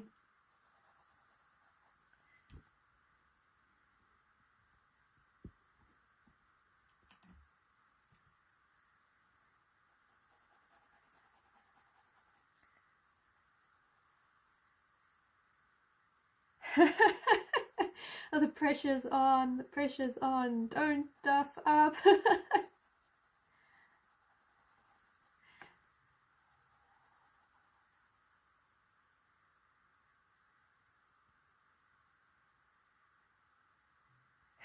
Yeah, I don't know. I think what I should have done was actually white out that eye and then, you know, use Posca paint over the eye and colored over it and just had black. So we're gonna have to fix that eye because it's just irritating.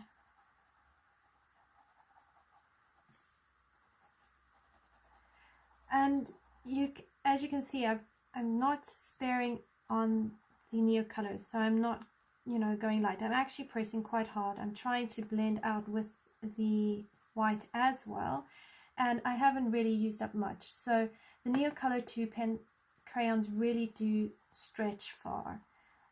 I've had these now over a year, and even though I consider them used a fair portion, I still have loads of the crayon to use. And I actually like them more than oil pastels. I don't like oil pastels for colouring. Okay, so now take your water brush. So I've got a pentel water brush and I like the smallest option. Well, that's the idea. I want it to look really portal-like.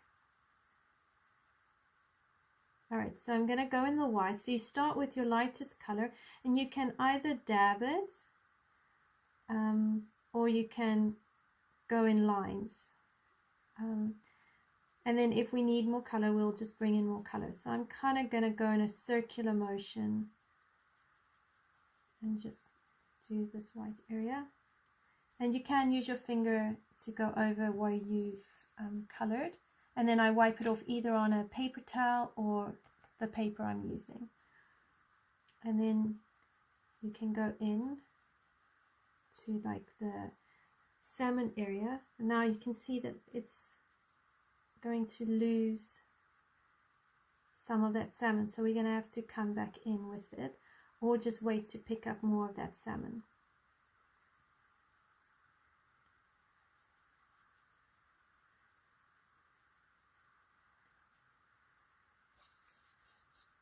And then I do clean my brush from time to time just so that whatever color I'm coloring in doesn't over dominate my picture.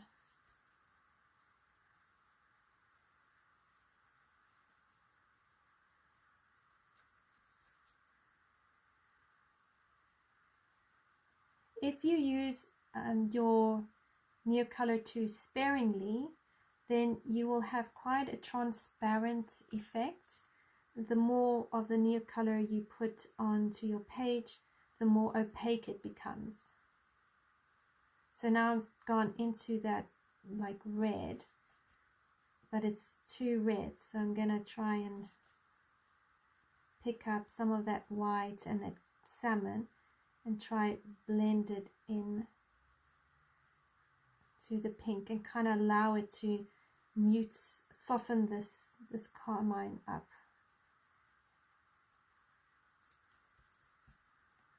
And you don't need to use a lot of water. In fact, the less water you use, the more opaque you can also make it. If you want a more water effect, you would use more water.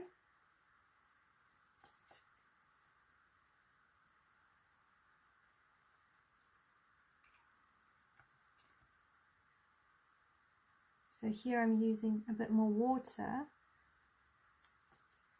because I want to try and blend this out a bit.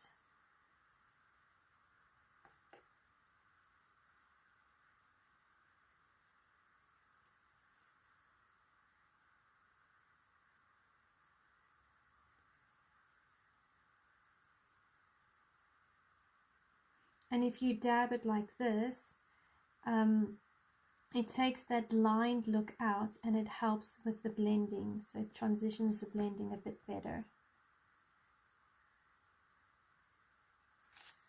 So here I need more of the salmon. So I can pick up the salmon off the tip and dab it in.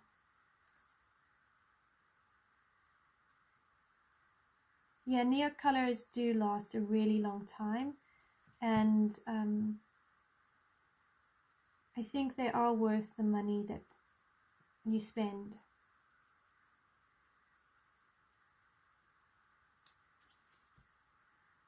You do, because of Hanna Karlzon's books, you do need to watch on the other side of the page. So another reason to try and use little water and not a lot of water. The less water you have, the less likely the bleed through is going to be significant. Okay, so now I'm going to do the same with the white.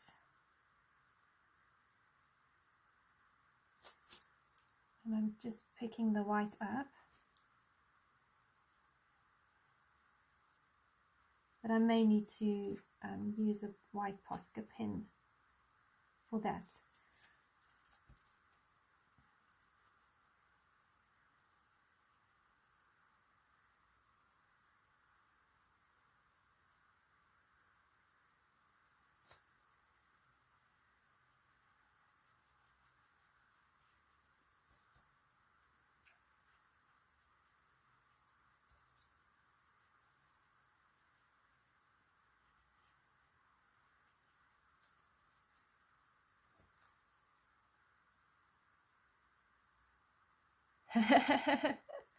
Yeah.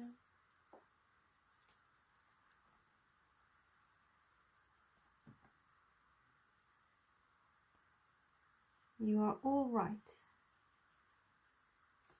Going and being open about learning stuff, I think, is really important. So I just go slower here in the tip, and then come down.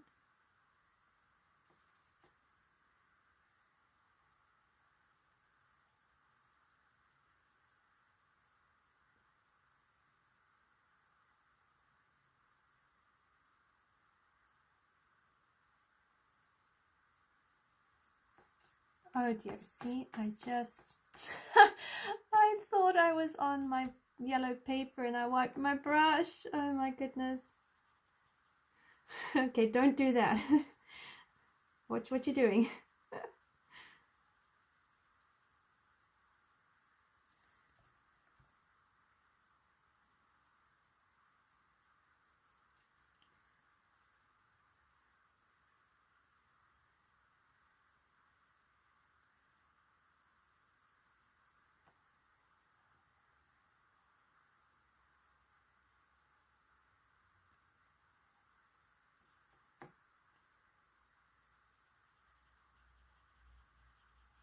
What I like with the Neocolors is if you want to finish backgrounds quickly, you can. They really are helpful. And they don't really take too long. And you can go over them with pencil and deepen them up. You can build the layers.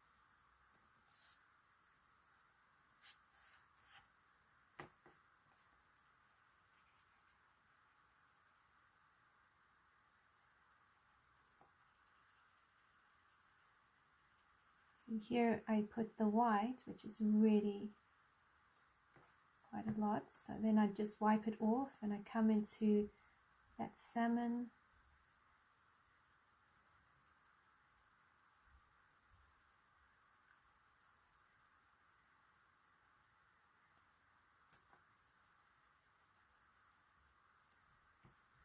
Just carry on wiping it, blending it. So you just play with it really, and until you get the effect you want or until you're happy with it. And that's where I do find Neocolors quite forgiving. Unlike Inktense, if you do this with Inktense, whatever it dries, that's it. That's what you've got. And you either have to make it work or be very sure about what you're doing. Whereas with the Neocolors, you can come with a white, just a water brush, and you can lift the color and lift the color until you're happy, move it around. And yeah, I do like that.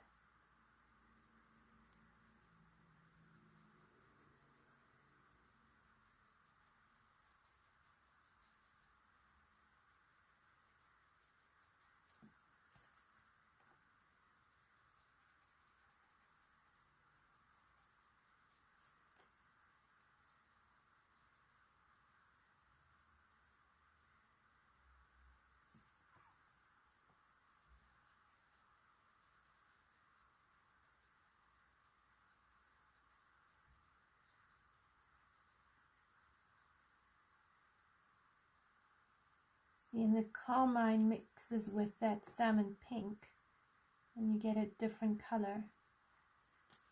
And you can just use your finger and just, yeah, just lift it. Clean it up, clean up your colored area as you go if you like.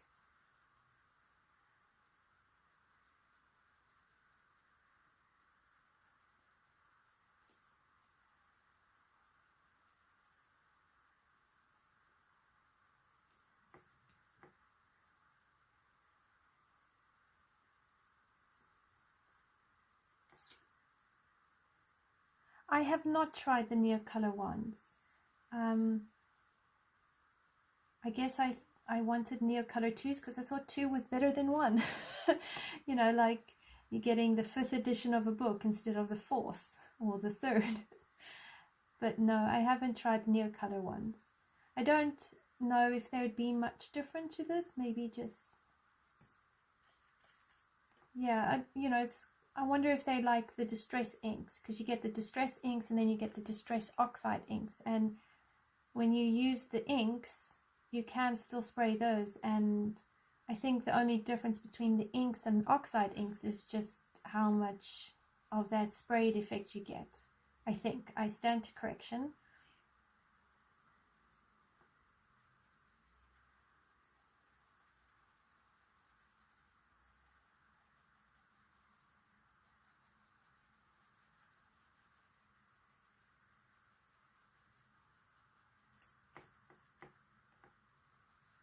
Trying to make sure I don't wipe my brush on my page. Oh my goodness. And my husband's going to have a good laugh at me for that. He's so funny.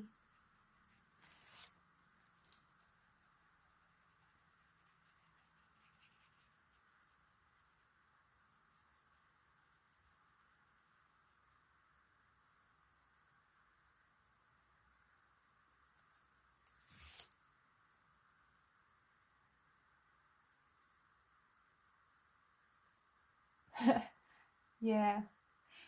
Alright, so you can let that dry. Oh, yeah, no.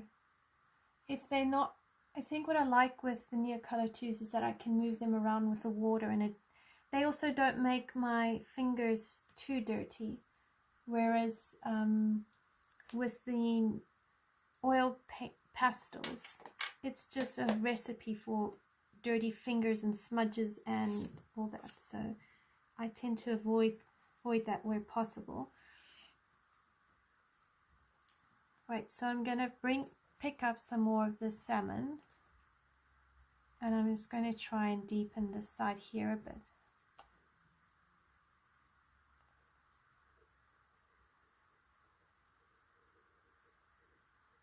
I see how you see that, Carly. It does look like a ring. It's a cool ring though.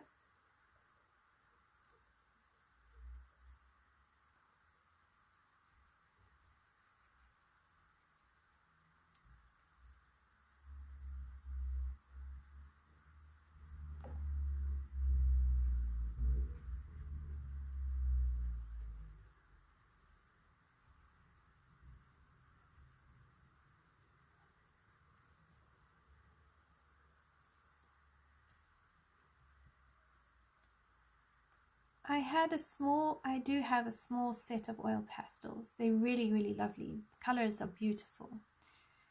And then I think my youngest was probably about 4 or 5, and he decided that he was going to take the paper off all the oil pastels. So now those oil pastels have picked up the different colors on each other, so they're all dirty.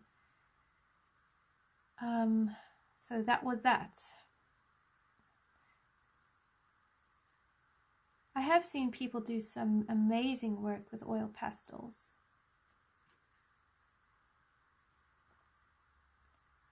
Pick up more of that salmon.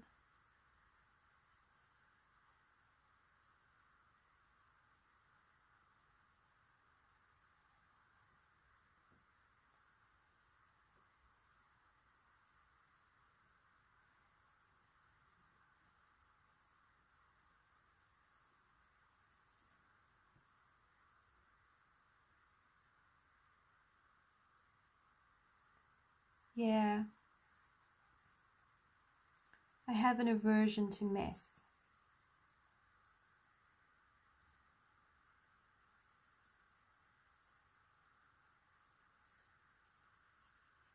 Even when the boys were little and they would, you know, experiment with paints and take the paintbrush and just being little toddlers, and then they'd go and mix every single color within itself and make mud.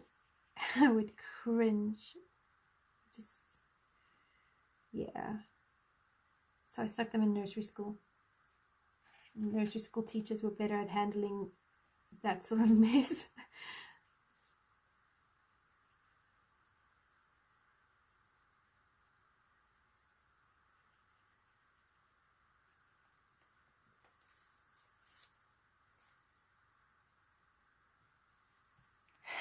Yeah, we used to do mud pies as well.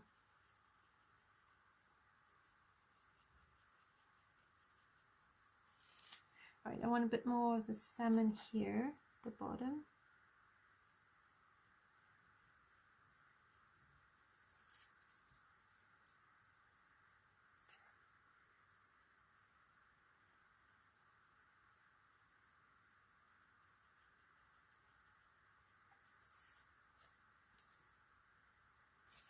And a bit more up here.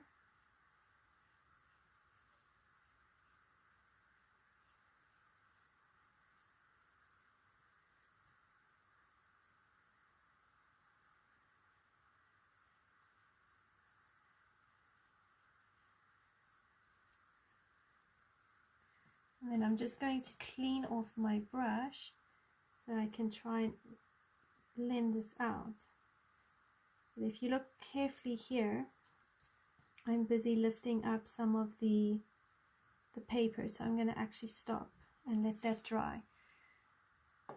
And then what I'll do is I'll come in with white Posca and see if we can make it a little bit more portally. Otherwise it will just look like a beautiful ring. Oh yes, do play with your Neocolor IIs. They are great fun. Okay, so now we need to think of the background. I would possibly use Neocolor IIs as well. So an option would be to create kind of like white around the middle and then going darker towards the edges. And that way you'd keep this part as a bit of your focus. So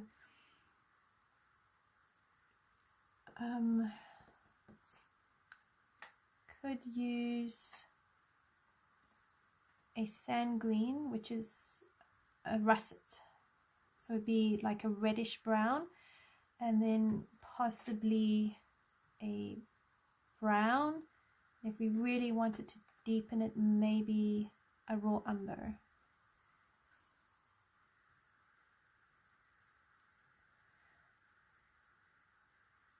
Bye Val, have a lovely weekend. Thanks for joining, it's so good to have you. I am happy if you all need to go, because it's already 5 past or nearly 10 past 10 London time. I'm happy to do the background and the eye off camera and then upload the video.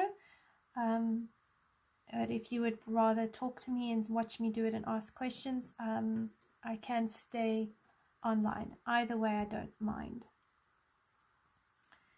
So here I'm going to bring in the russet, and I'm going to start working on it. So you can place it randomly.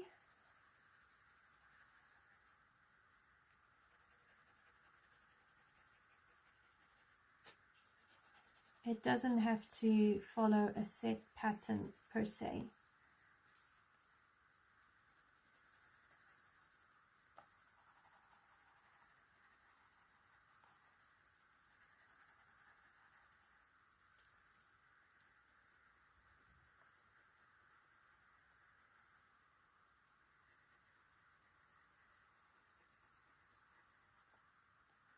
And I still rotate my crayon so that I keep it rounded and not going flat in any direction.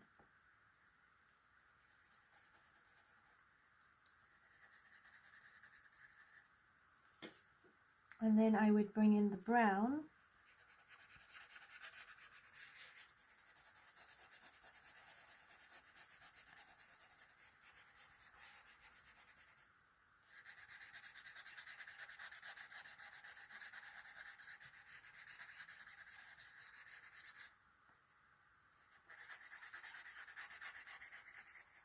And again, you can place it randomly, you can layer it however you would like to do it.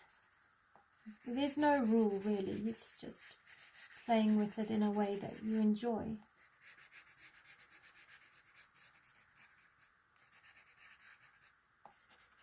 You can even go in here.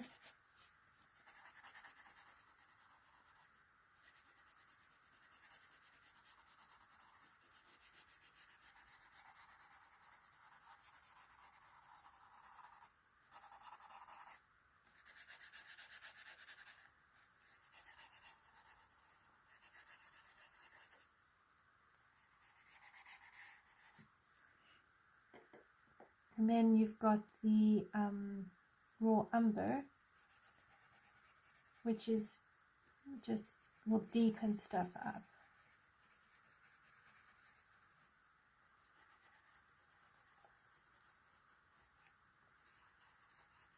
And again, it's just that random placing.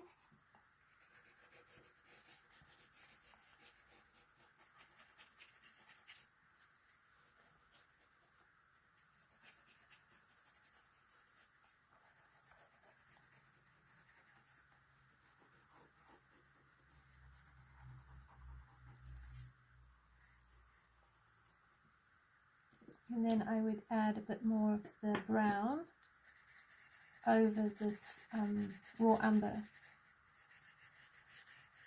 So that way it's just acting as a darkener and not standing out on its own. So you really want to get that mixed in.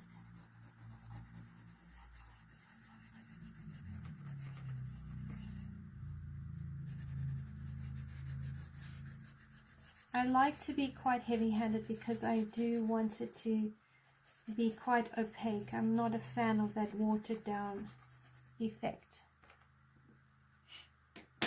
And then what I'm going to do now is I'm going to take my water brush and make sure it's quite wet. You can test it on your finger and you can feel how wet it is.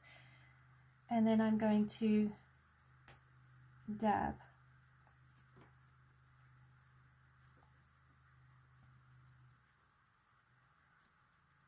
And this is how I'm going to mix it all together.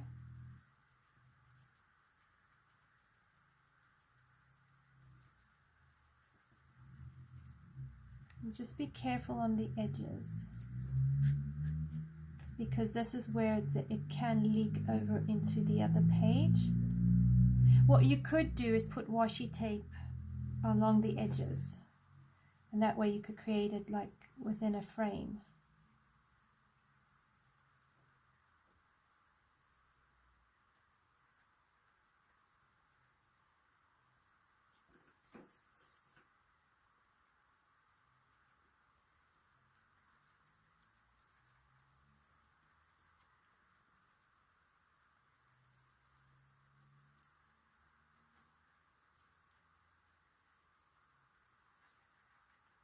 So again, just tapping it.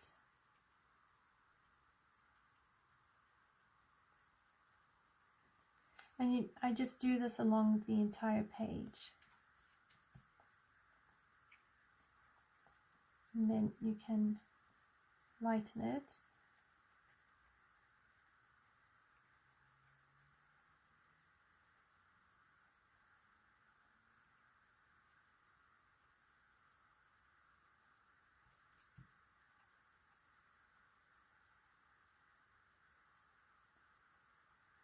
And you can bring it out into that white area where you don't need pigment, you're just basically watering it down.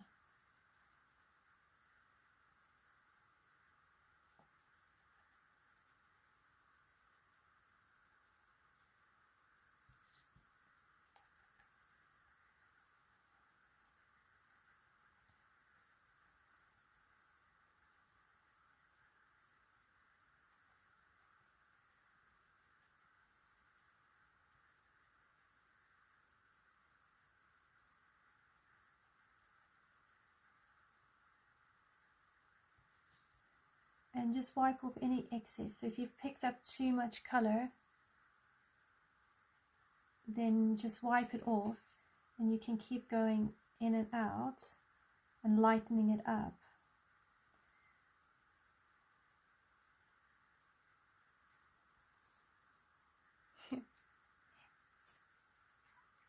Yeah, it does look kind of rustic.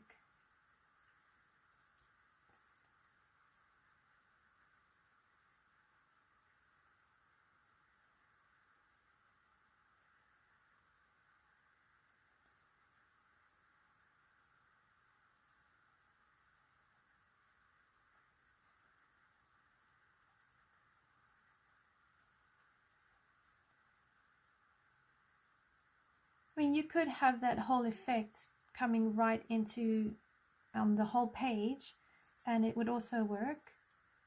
It just depends entirely on what you would like.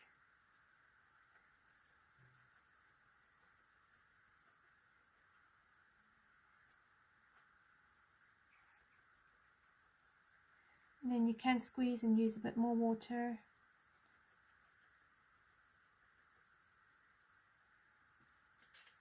Here, just move that out the way.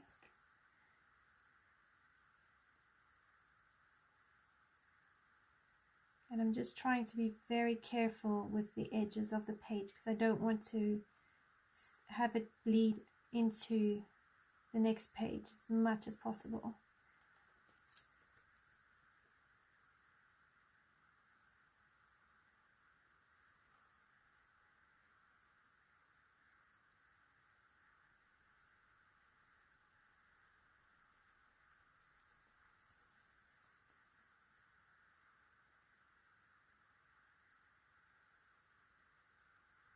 I always forget about the washi tape. You can shrink the page a little bit using a washi tape border, and it does protect it running off into the other pages.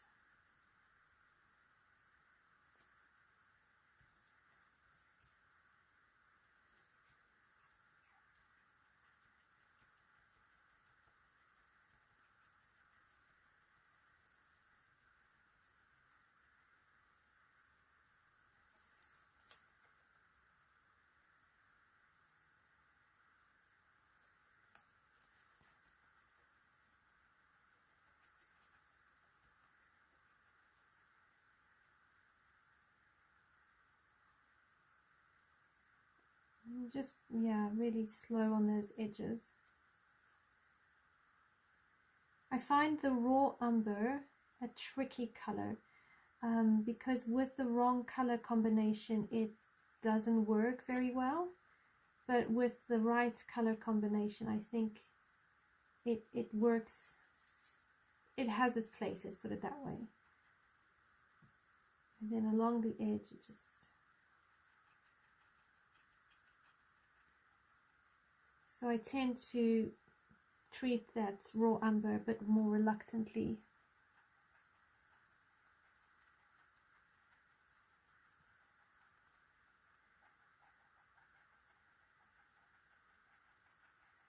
And then what I do with the page when it's dry is I'll take an iron, I'll put this paper on top and I'll iron it. Then I'll turn the page and I'll put this paper on the other page and I'll iron it. And that way it presses the paper back flat instead of it being buckled. So the buckled effect is a little bit less bumpy.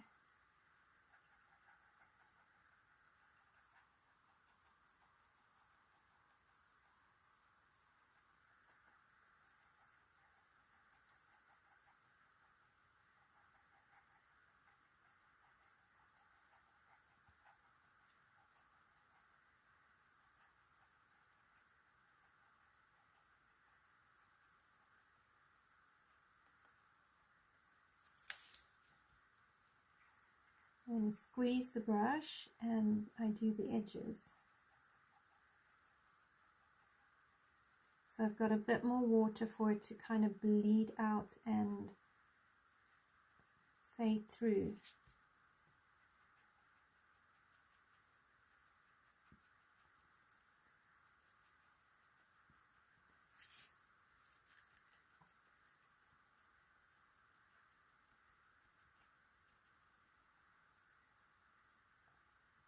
If you keep working the edges, even though they're dry, you can blend them out a bit more.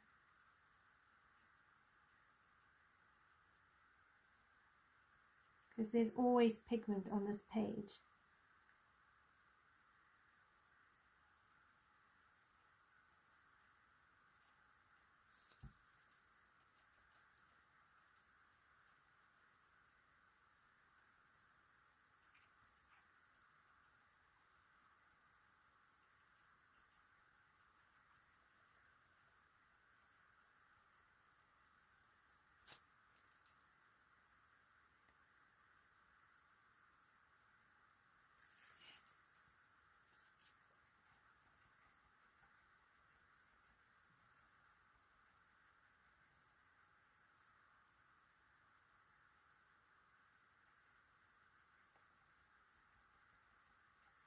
Cully, how would you like me to smooth it out? I'm not 100% sure I'm quite following you there.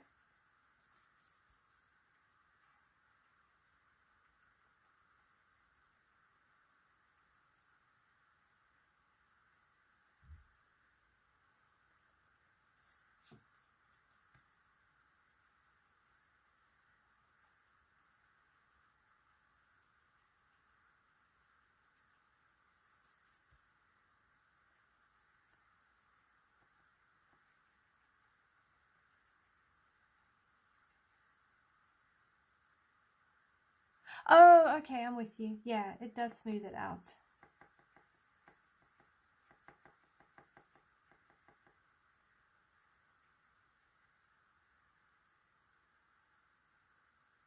Have a great weekend, JC. Thanks for stopping by. It was lovely chatting to you.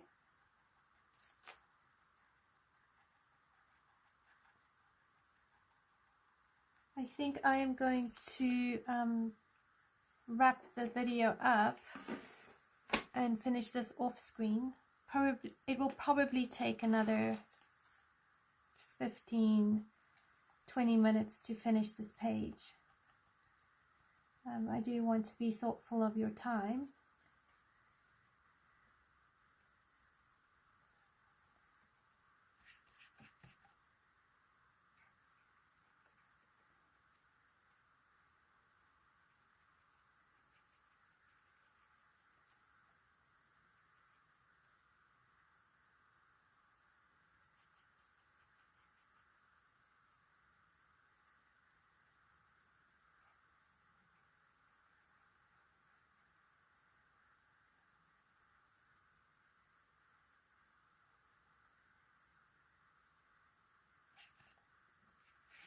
Just move that page, and hopefully if we turn the page and I show you on the other side, you can see there is a bit of bleed through coming over here and down here at the bottom. If I show you here, so there's some bleed through.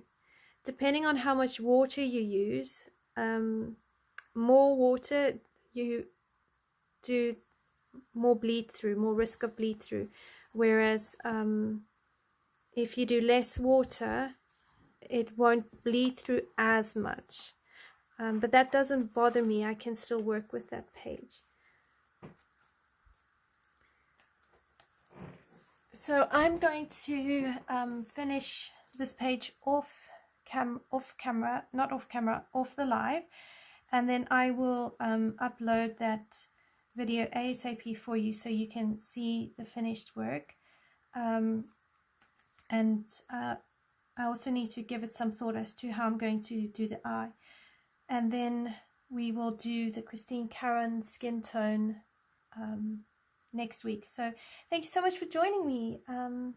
Really appreciate you taking the time, and I hope you have a lovely weekend, and I will see you next week. Have a good weekend, everybody. Bye for now.